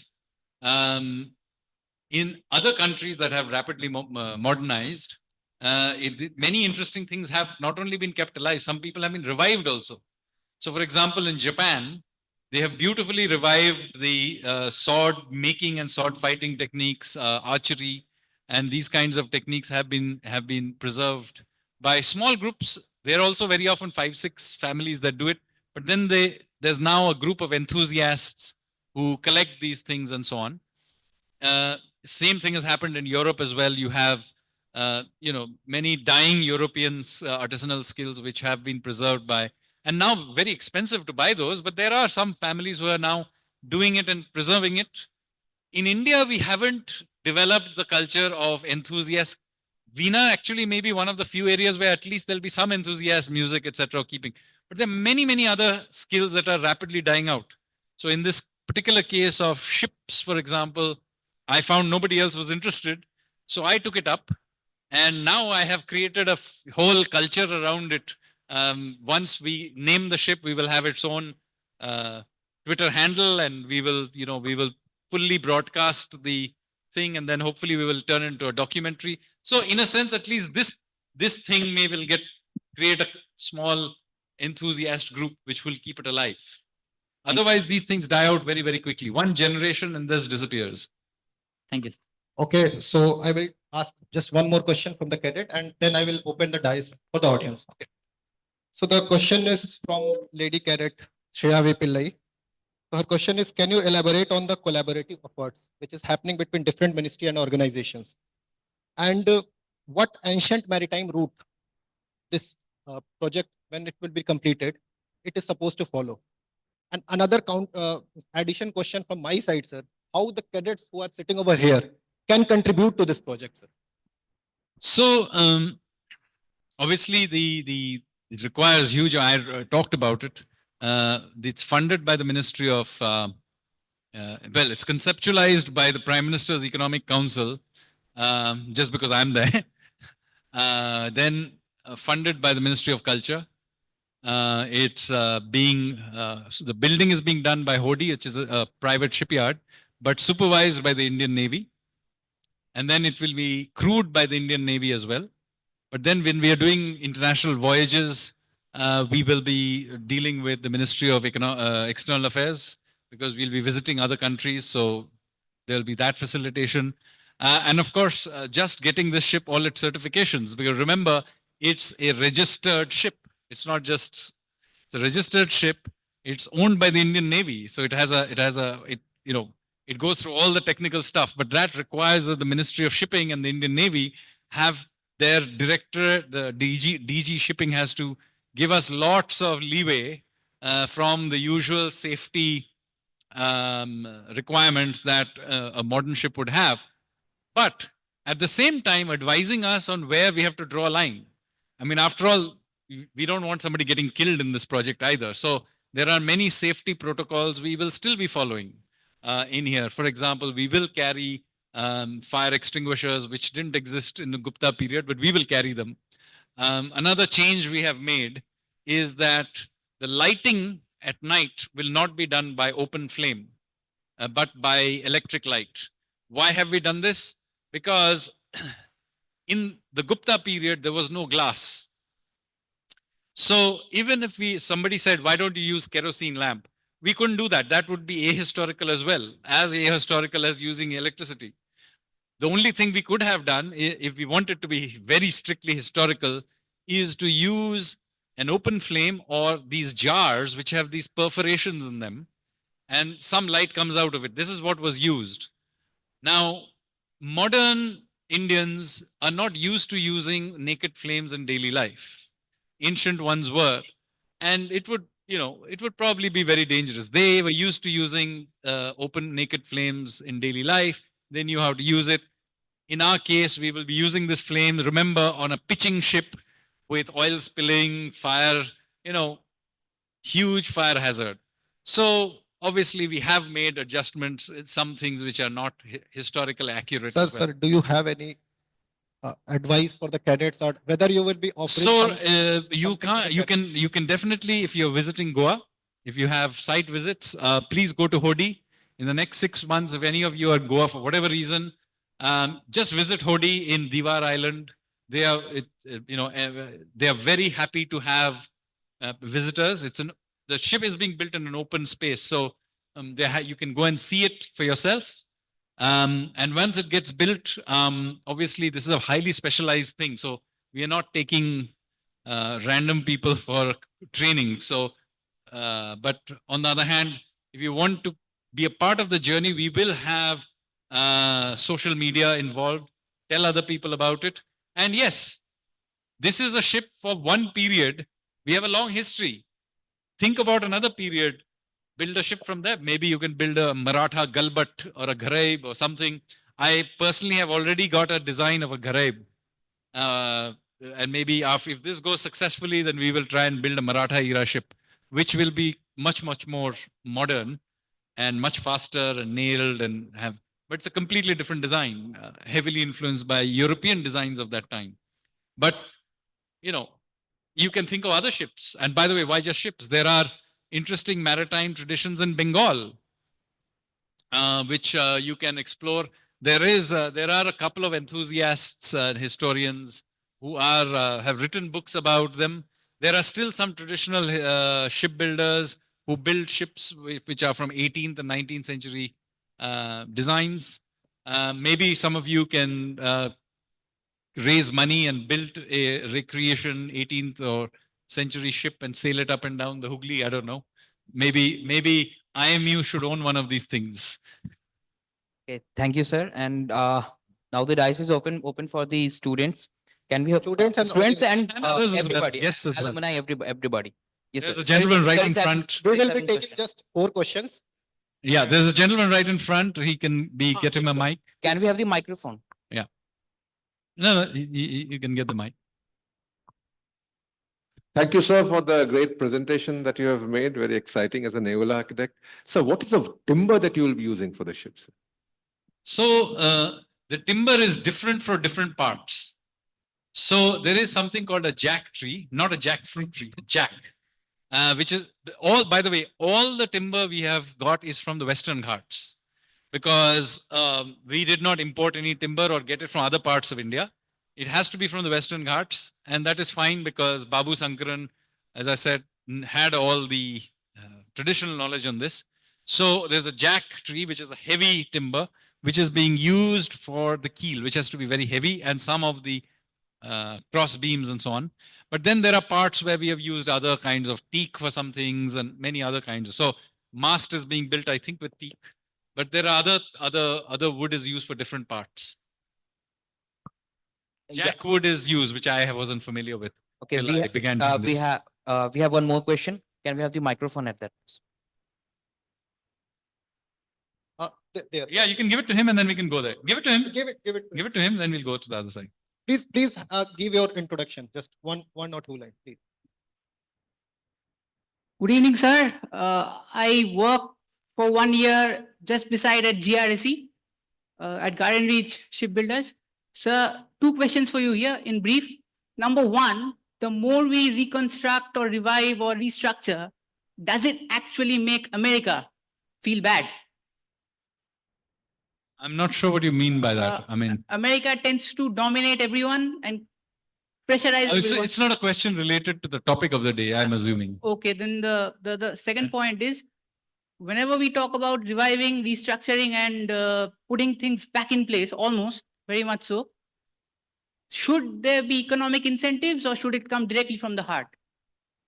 No. I mean, the point of the matter is these kinds of reconstructions are obviously meant for, this is not a commercial project. It's a cultural project. It has a real world impact. So it's not in the sense that it does bring back a certain pride, a sense of risk taking and adventure, as I mentioned. So in that indirect sense, it has real life, even commercial impact. I mean, if many of you and the next generation of shipbuilders in India and seafarers in India are imbibed with a spirit of adventure because their ancestors did all these things, it's a good thing. It has real world impact. But is it the case that this particular ship is a commercial ship? No, it's not. We can have 2-3 more questions. First from the gentleman sitting there. He had raised his hand. There'll be after that one more question. After that, one more question from the cadets, and then we will wrap up. Okay, sir. Okay, there. Next question we will be taking from the person at the back. Hello. Actually, my question is not on this Stitched Ship project, but on marine engineering as a whole. India has water all around it, but Spain, being a small country, has created armada and ruled the world. Why can't India have promoted marine to that level where people like us who love to be engineers can become a marine engineer or want to become a marine engineer? So, I mean, Spain in its day was obviously dominated the seas, but let me say ancient India dominated the seas. I mean, we were sailing all over.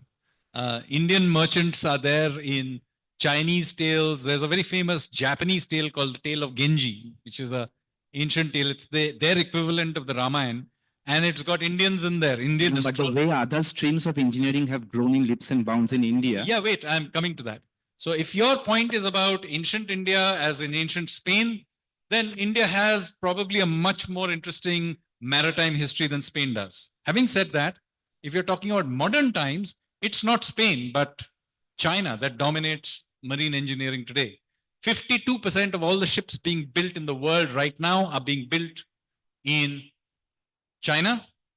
And if you include Korea and Japan, 92% of all the ships in the world are built in East Asia. So they are, marine engineering is now an East Asian activity. However, we do have, interestingly, India has the technology for building really complex ships. We are one of the very few ships in the world, countries in the world that can build nuclear submarines. We are capable of building aircraft carriers. For some reason, however, this has not translated into getting serious about marine engineering and shipbuilding. We produce less than 1% of the world's ships, if you exclude the naval stuff. So this is something I'm very, very passionate about. I am pushing, and you may be reading in the newspapers, a major Indian effort in the next 5 years to make India a major shipbuilding country.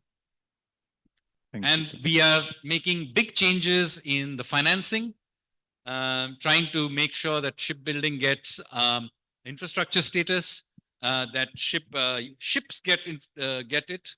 And the idea is that over the next decade or so, we should be at least doing 5-6% of the world ships, and over a period of time, aspire to do at least 20-25% of the world ships. Why am I reasonably confident we can do this? Is first, as I mentioned to you, we actually are one of the countries which has the engineering capability, number one. For some reason, we don't build good ship engines. That's really something people in this room should work on. But the rest of the ship, we are able to build. Two, shipbuilding is largely a young man's business. Why?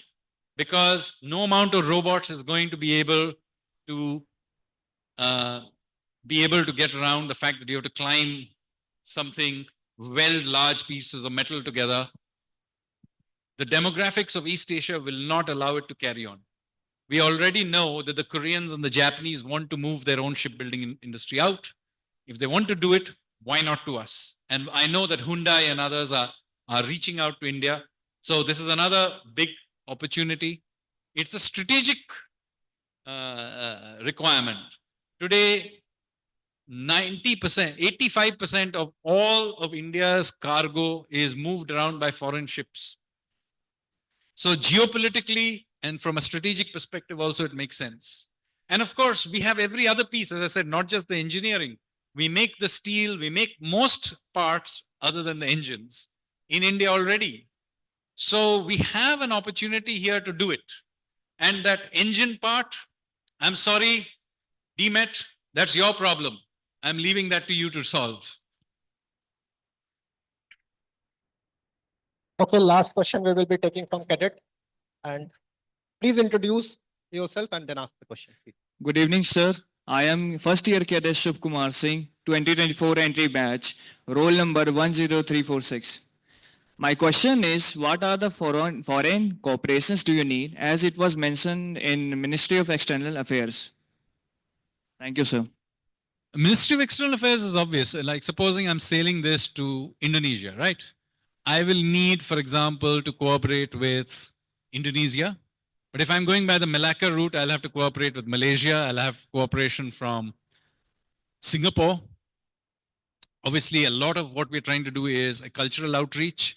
So we will want to dock in many of these countries. When we dock there, obviously, we will interact with people there. There'll be the Indian communities there, the naval and marine community there. So all of this requires a lot of contacts, etc. And of course, there may be emergencies along the way. I mean, I'm sailing along the coast. God forbid, I may be sailing along the Pakistani coast and something happens. And, you know, so you need the Ministry of External Affairs to be able to handle those kinds of situations. So yes, you have to have very good links with other countries. And of course, we have to tell the rest of the world we are doing this, because last thing you want is large ships that are unable to see us at night suddenly crashing into us. Thank you, sir. One more question is, what are the classification of societies you want to incorporate in this project? For the time being, because we do not know how this ship is going to sail, we are going to restrict this to a very core team, which will be specially trained from the Navy. And we may take 1 or 2 very experienced sailors from outside, but they are also ex-Navy. So basically, the Indian Navy is going to curate this for the time being. But supposing we have a good sailing to, say, Oman, and we have figured out that this is something that we are reasonably confident, then maybe on the return journey or in one of the other voyages, we could include people from other countries as well. And for example, on the return journey from Oman, we may have some sailors from Oman who may want to join us. Maybe, I mean, Captain Saleh is very keen on the project, so maybe we'll bring him back. When we are going to Indonesia, we may take people from Indonesia, one of those countries. But on the very first voyage, we don't want to take chances because, as I said, this is in the first round, we really don't know how the ship will behave in open sea. So for the first round, we will be very closed about it. We will specially be training a crew for how to do it. There are many other small things which we don't know. I mean, how much does the ship leak? How much repairs do you need to do while in the sea? Because do remember, some of these, you will get barnacles growing on it. You will have other kinds of problems. How do you clean barnacles in open ocean? I don't know. So there are many things we will have to work out. So I think in the first round, we will not be too adventurous. One request, sir. We have last question from our very senior alumnus. Okay. And to add up before sir asks question, see, since we have paucity of time, we will take all your questions since the project itself in the pilot stage, sir, and it is being done. And I request the cadets also to participate in this huge visionary undertaking that sir is doing. So you can mail all your questions. We will forward it to sir's office. And if you have any suggestions regarding this project also, you can please forward. Okay. Sir, please. Okay. Good evening, sir. My name is P.K. Mojumdar, roll number 1190. I have one information for you, plus one question later. What I want to share is, since you have asked the IMU give you a roll number, if you're successful, I also say on behalf of ACDMET, which is the Association of Ex-Cadets of DMET, which has been in here since 1963. So we welcome you as a member there. Thank you. Thank you so much. Thank you, sir. Thank you so much for the suggestion and huge round of applause for the sir.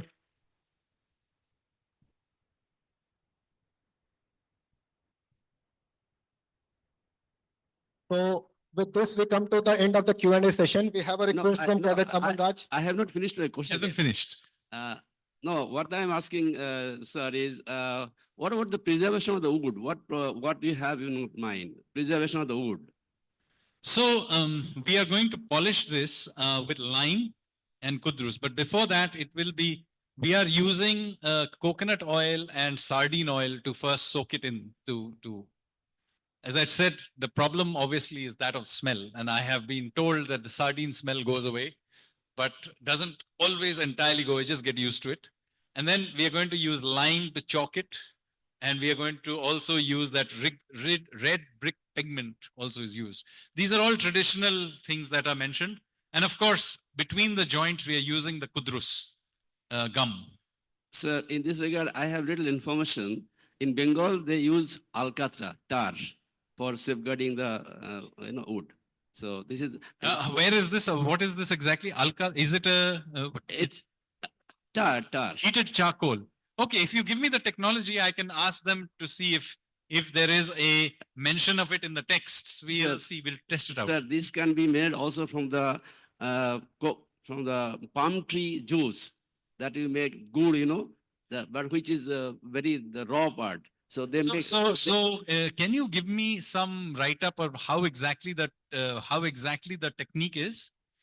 I can ask Babu Sankaran if they know anything about it. I'll have to be careful because I'll have to go and look up the texts if they mention it. Because if it's a later technology, then I can't incorporate it. But I will have to test it around, but I will want to document it nonetheless. Even if we don't use it, we'll document it. So another information I want to give you is that since this is not a mechanical, the engine-driven ship, this cannot be registered under the MS Act. I have been the PO of Cochin. So you will not be able to register on the MS Act, but unless the DG gives special permission for that. No. So these are special permissions. And this is, remember, a Navy ship. So it is an INSV ship. So this is an Indian Navy sailing vessel registration, which has its own logic. So we have gone through it, and yes, many special dispensations. Yeah, if it is INS, no need to register. Thank you. Thank you, sir. So we have many requests from Cadet Aman Raj and all, but I will share you the email ID. You please share your suggestions, questions. We will surely share it to guests, as it has been the tradition of our DMET Samvad. We try to take as much as of the question and we share it with the guest. And after that, we take the detailed feedback from the guest also. So thank you so much. With this, we come to the end of the Q&A session. Yeah, just a sec. My books are available outside. I'll wait here for a little while. Happy to sign them as well. Sure. Sir, the session is not over yet. felicitation part and all is still left. Okay. So thank you so much, sir. So everybody can buy book from the book stall and you can receive the signed copy from the chief guest. Thank you.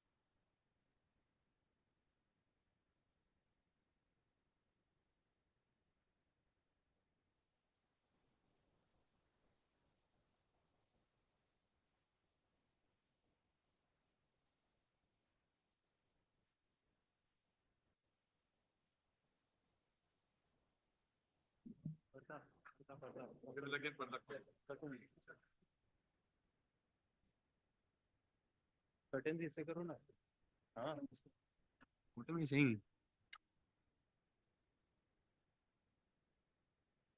Yes.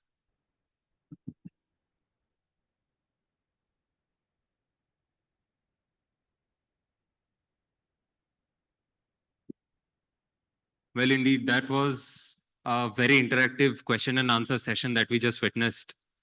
Now, moving on to the next chapter of the program, we would now like to felicitate our honorable chief guest. And for that, I would like to invite the Vice Chancellor of Indian Maritime University, Dr. Malini V. Shankar ma'am, and our campus director, sir, to present the shawl and memento to the chief guest.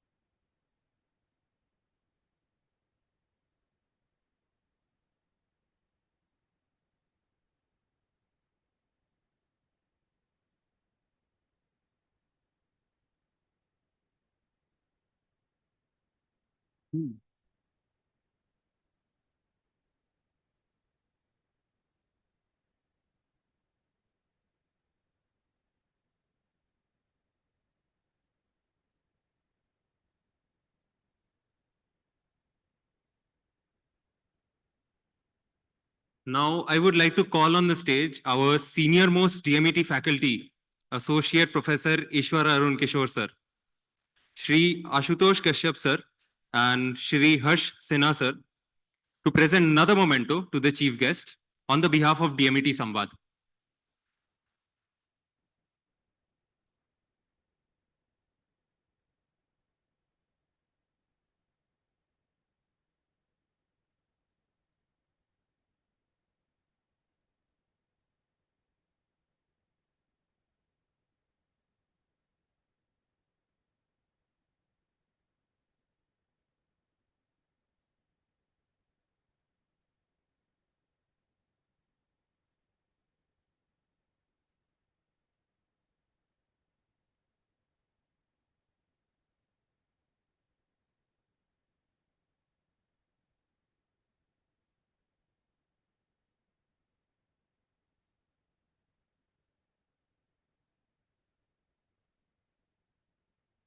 A big round of applause, please.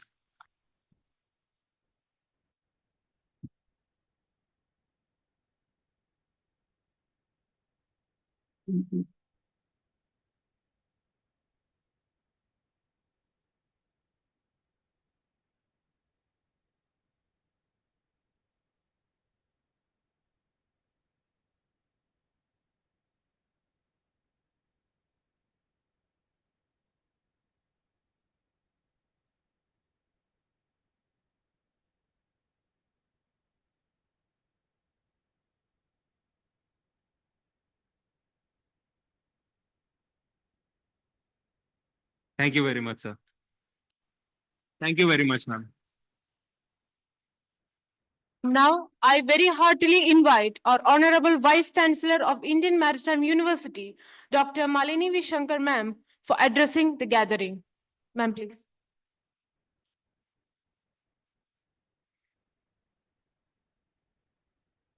Good evening. I think it's been a long evening. I will not give an address, but just share a few thoughts. Mr. Sanjeev Sanyal, member of the Economic Advisory Council, the director of Kolkata IMU campus, the past director, senior alumni, and lovely students.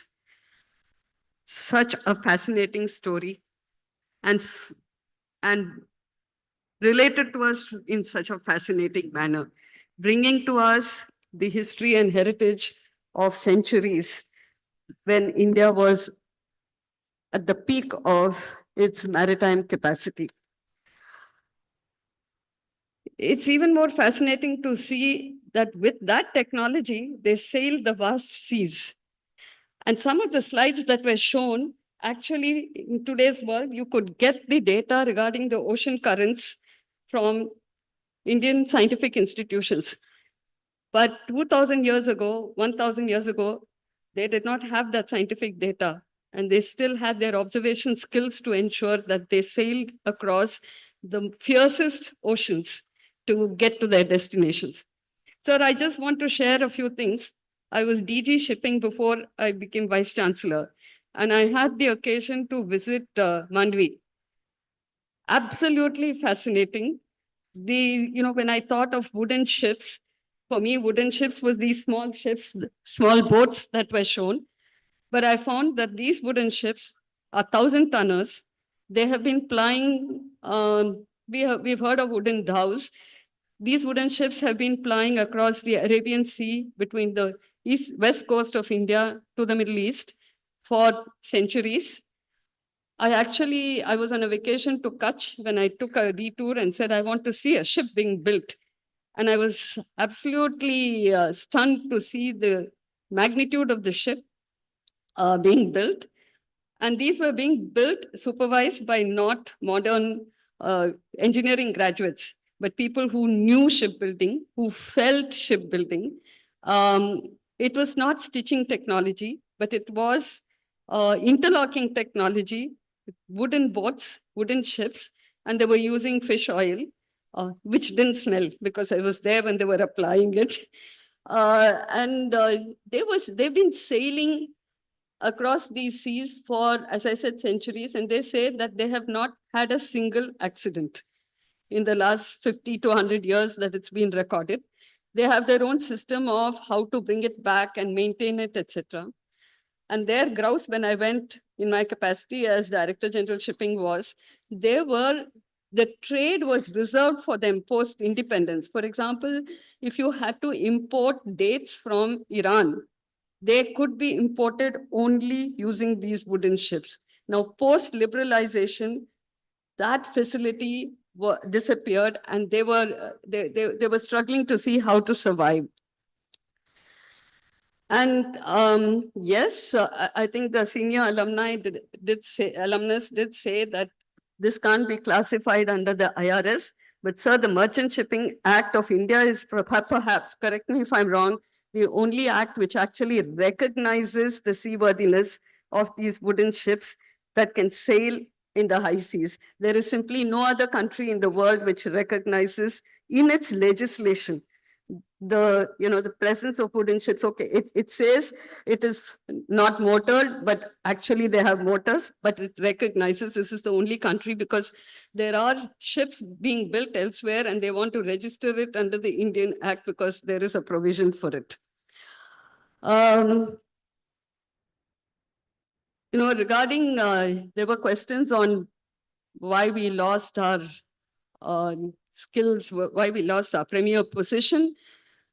History says that we were the best shipbuilders till as recently as the 17th or 18th century. The British laws brought in legislation. They knew that the Indians were very good at building ships. They brought in a legislation which said that only British-built, UK-built ships could actually carry goods between India to UK. And that's when the decline of the shipbuilding industry started.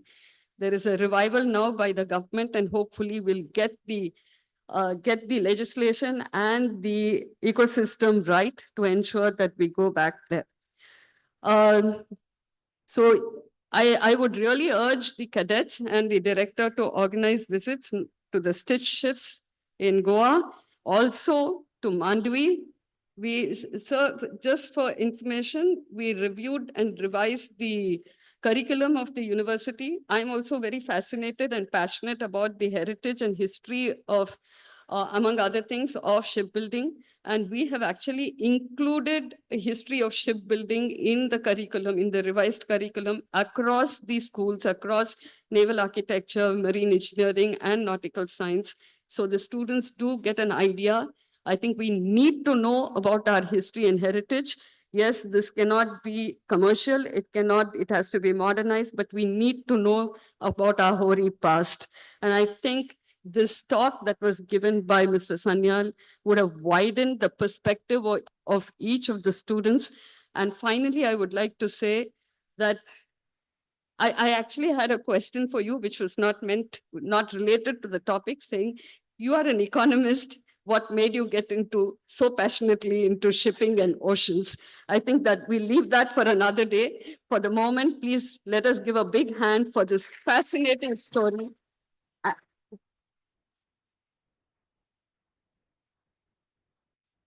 Yeah. And I'm very fortunate to have been able to be here to listen to this in person. A great author, economist, and a passionate person about the ships, and also a great orator, as I see, because getting the story across to a very variegated audience is not easy. So thank you very much for being here with us, accepting it. Thank you.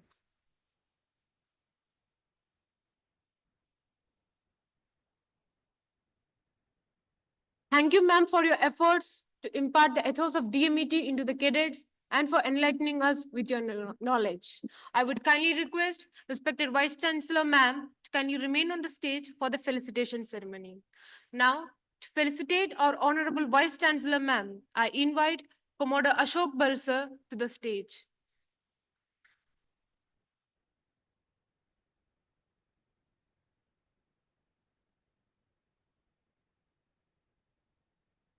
Well, I should mention Commodore Ashok Bhal sir has been the backbone of DMET Samvad and rather the pillar of support. And he has been supporting DMET Samvad.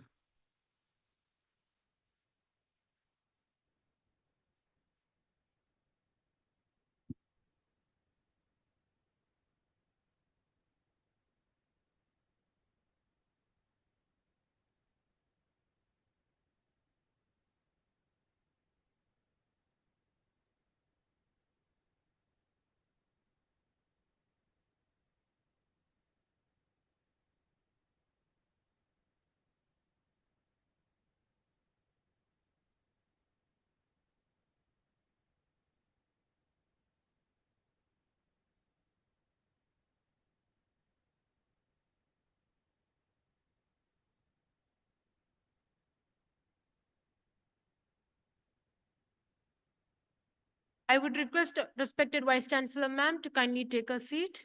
Now, to felicitate Commodore Ashok Bal sir, I invite Ashutosh Kashyap sir, Harsh Sinha sir, and Sachin Saurav sir to the stage.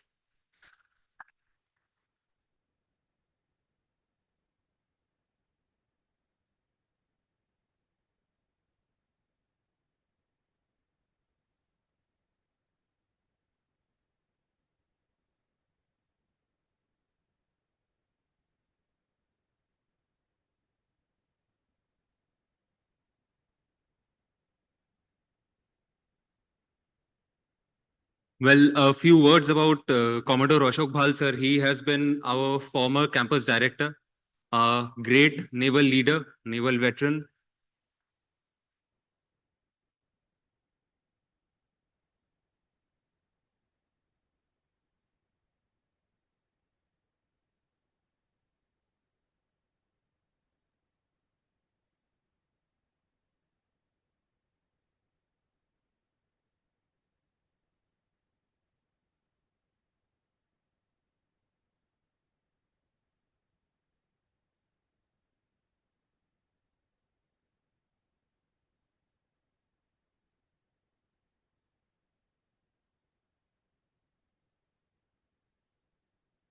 And now, may I please call our respected campus director, Rear Admiral Amit Bose sir, to kindly come to the stage as I request Raghav Dakha sir and Sachin Bardwaj sir, DMET class of 2025, to offer him a memento from DMET Samvad.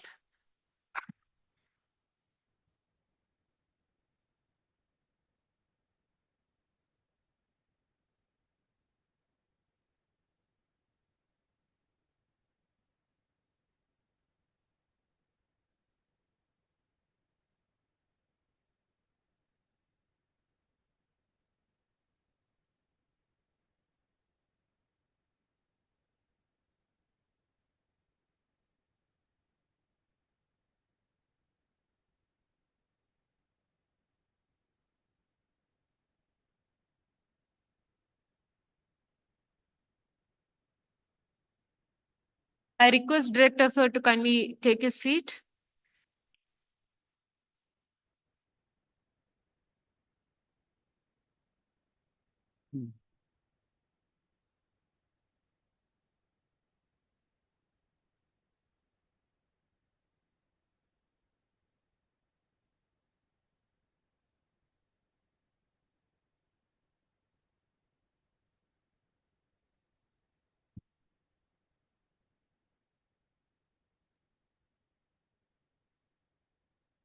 Okay, a few words about DMET Samvad. DMET Samvad actually strives to strengthen the ties between her alma mater and the alumni who have been several maritime leaders in not only in the maritime sector, but also in the several non-maritime sectors and are expert academicians as well. Few of whom who are with us today right now present with us. Thank you, sir, for your presence, everyone. Can we have a big round of applause for them?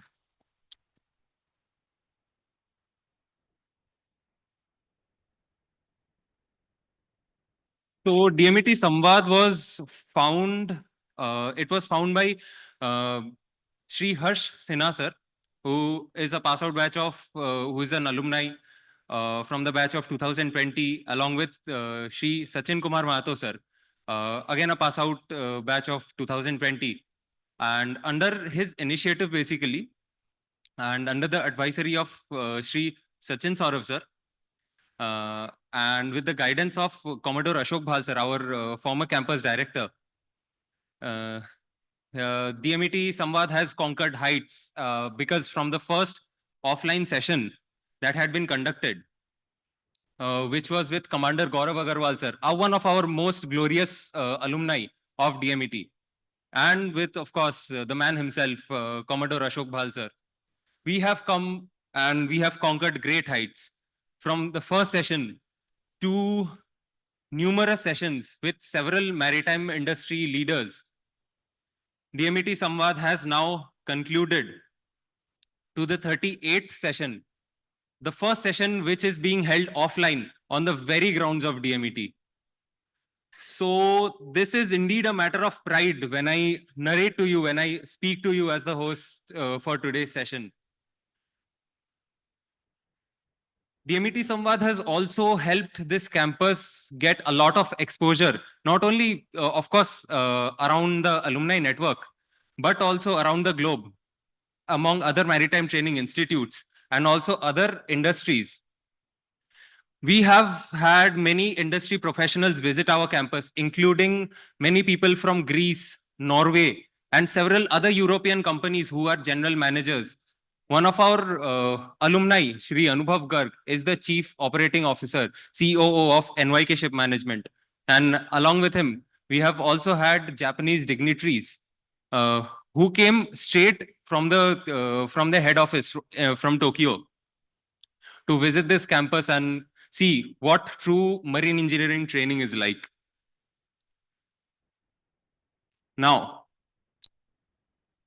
this is one of the most interesting parts of today's session. Again, DMET Samvad had organized a photography competition called Shades of DMET.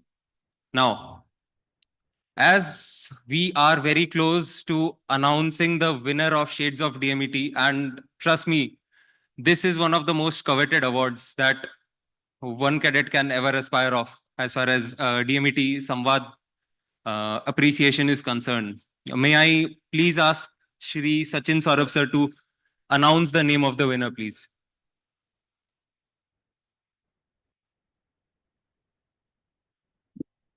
Okay, I will be the one who will announce the name. I'll take the honor of announcing the name.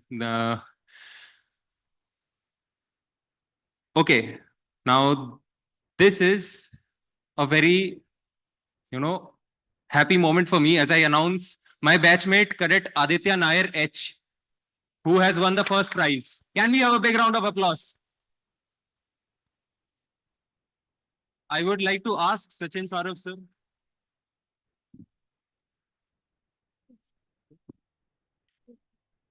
Sir, I would like to request Sanjeev Sanyal sir to kindly hand over the award.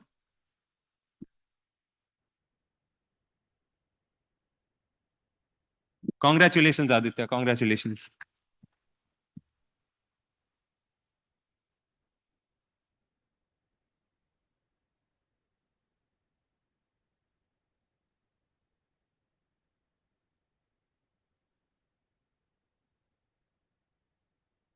Again, a big round of applause, please.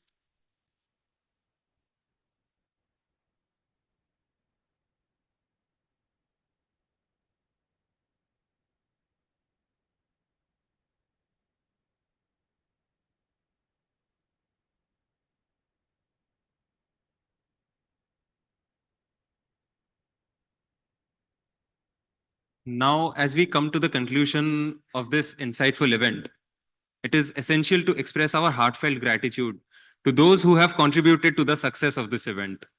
To extend our sincere thanks, I would like to invite the cornerstone member who has strengthened the foundation roots of DMET Samvad, as I mentioned a few minutes back, and making the DMET bond stronger from its lineage.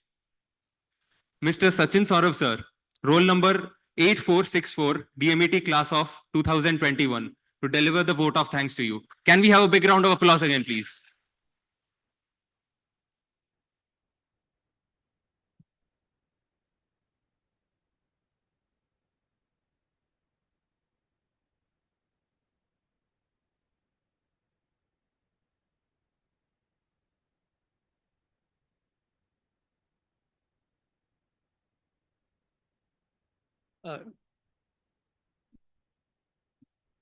Good evening, everyone. As we conclude this remarkable session, the Stitched Ship Project Revisiting Our Ancient Maritime Past, I, Sachin Saurabh, roll number 8464, from batch of 2021, filled with immense gratitude and admiration for the presence of such accomplished and inspiring individuals who have graced us with wisdom and experiences today. This session would not have been possible without the collective efforts of so many people. Today, I have the distinct honor of experiencing our heartfelt thanks to all those who have contributed to the success of this event. First of all, I would like to express my special gratitude to our esteemed guest, Sri Sanjeev Sanyal sir, member of Economic Advisory Council to Prime Minister of India. Sir, your valuable insight on the today's session has provided you everyone gathered here today with profound knowledge, and it was a matter of prestige to have pioneer personalities like you as chief guest of today's session. I'm sure your vision has left an incredible mark on our cadets, inspiring them to pursue on the future on the topic. I would like to express my gratitude to the respected Vice Chancellor Ma'am, Dr. Malini V. Shankar Ma'am, former Director of IMU Kolkata Campus, retired Commodore Ashok Bhal sir, present Director, retired Rear Admiral Amit Bose sir, and for gracing the session with esteemed presence, as we are thankful for your kind support for this event. I also like to thank our beloved mentor, Shri Ishwara Arun Kishore sir, roll number 5020, DMET class of 2001. Sir, your vision and leadership have been the driving force behind many such initiatives that foster a strong connection between our alma mater and its alumni, especially DMET Samvad. I would like to thank the host for today's session, Sri Asutosh Kashyap sir, roll number 7585, DMET class of 2018. I would also like to express my sincere gratitude to Sri Harsh Sinha sir and Sachin Kumar Mahato sir, both DMET class of 2020, for their remarkable initiation of DMET Samvad and helping us preserve through thick and thin. I would like to thank Arun Kumar Singh sir, Pralay Kumar Bhattacharya sir, and all the dignitary from AEC DMET, IMEI, naval veteran from GRSE, respected principal of IHM, Chiranjit Goswami, shipping and logistic manager, Century Plyboards, faculty, staff of IMU Kolkata campus. Also, sincere thanks to core committee of DMET Samvad team. On a personal note, I, as one of hosts, along with Honorable Director, Rear Admiral Amit Bose sir and Ashok Bhal sir, Associate Professor Ishwara Arun Kishore sir, will be happy to recommend some cadets to help in this nationalistic and visionary project to revive ancient maritime past. Thank you, everyone. Now, please stand up for national anthem. Thank you.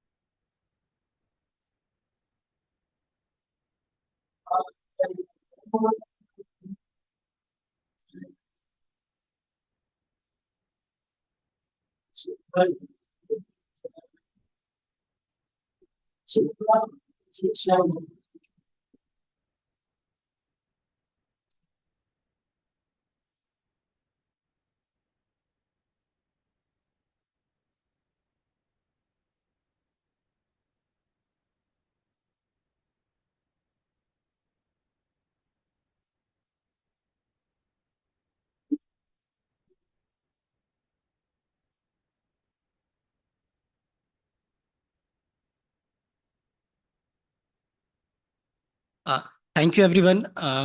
Now, I would like to request Sanjeev Sanyal sir, Malini V. Shankar ma'am, Ashok Bhal sir, Amit Bose sir, and all the organizing committee for a group photography session.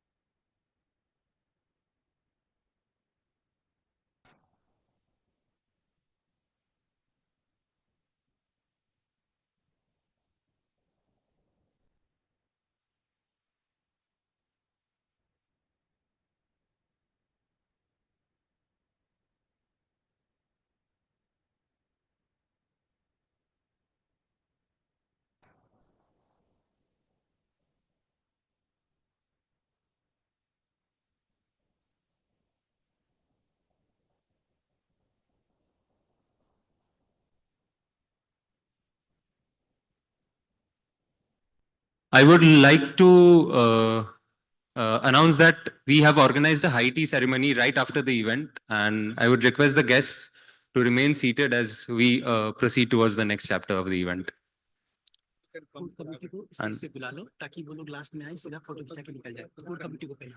And I would like to mention that the cadets are to leave from the entrance that is designated to their right side, and the guests are to leave the entrance that is designated above the auditorium gallery.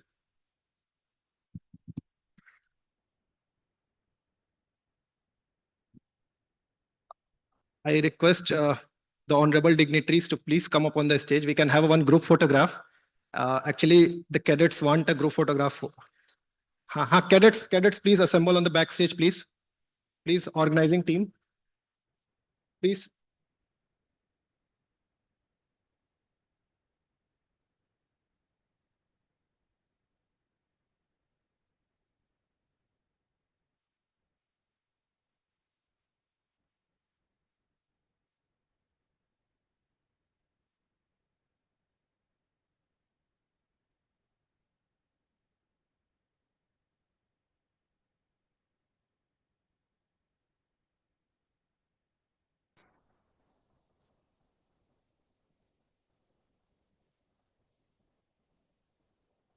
Organizing team, please come.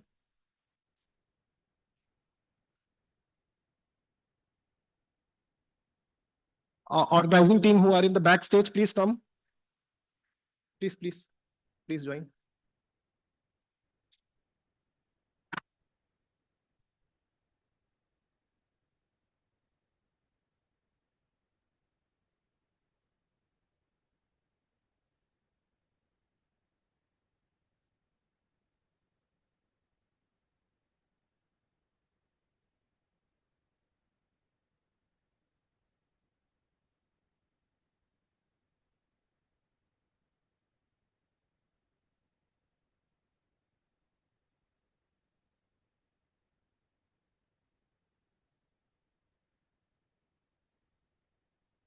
Thank you so much. And huge round of applause as we come to the end of this event.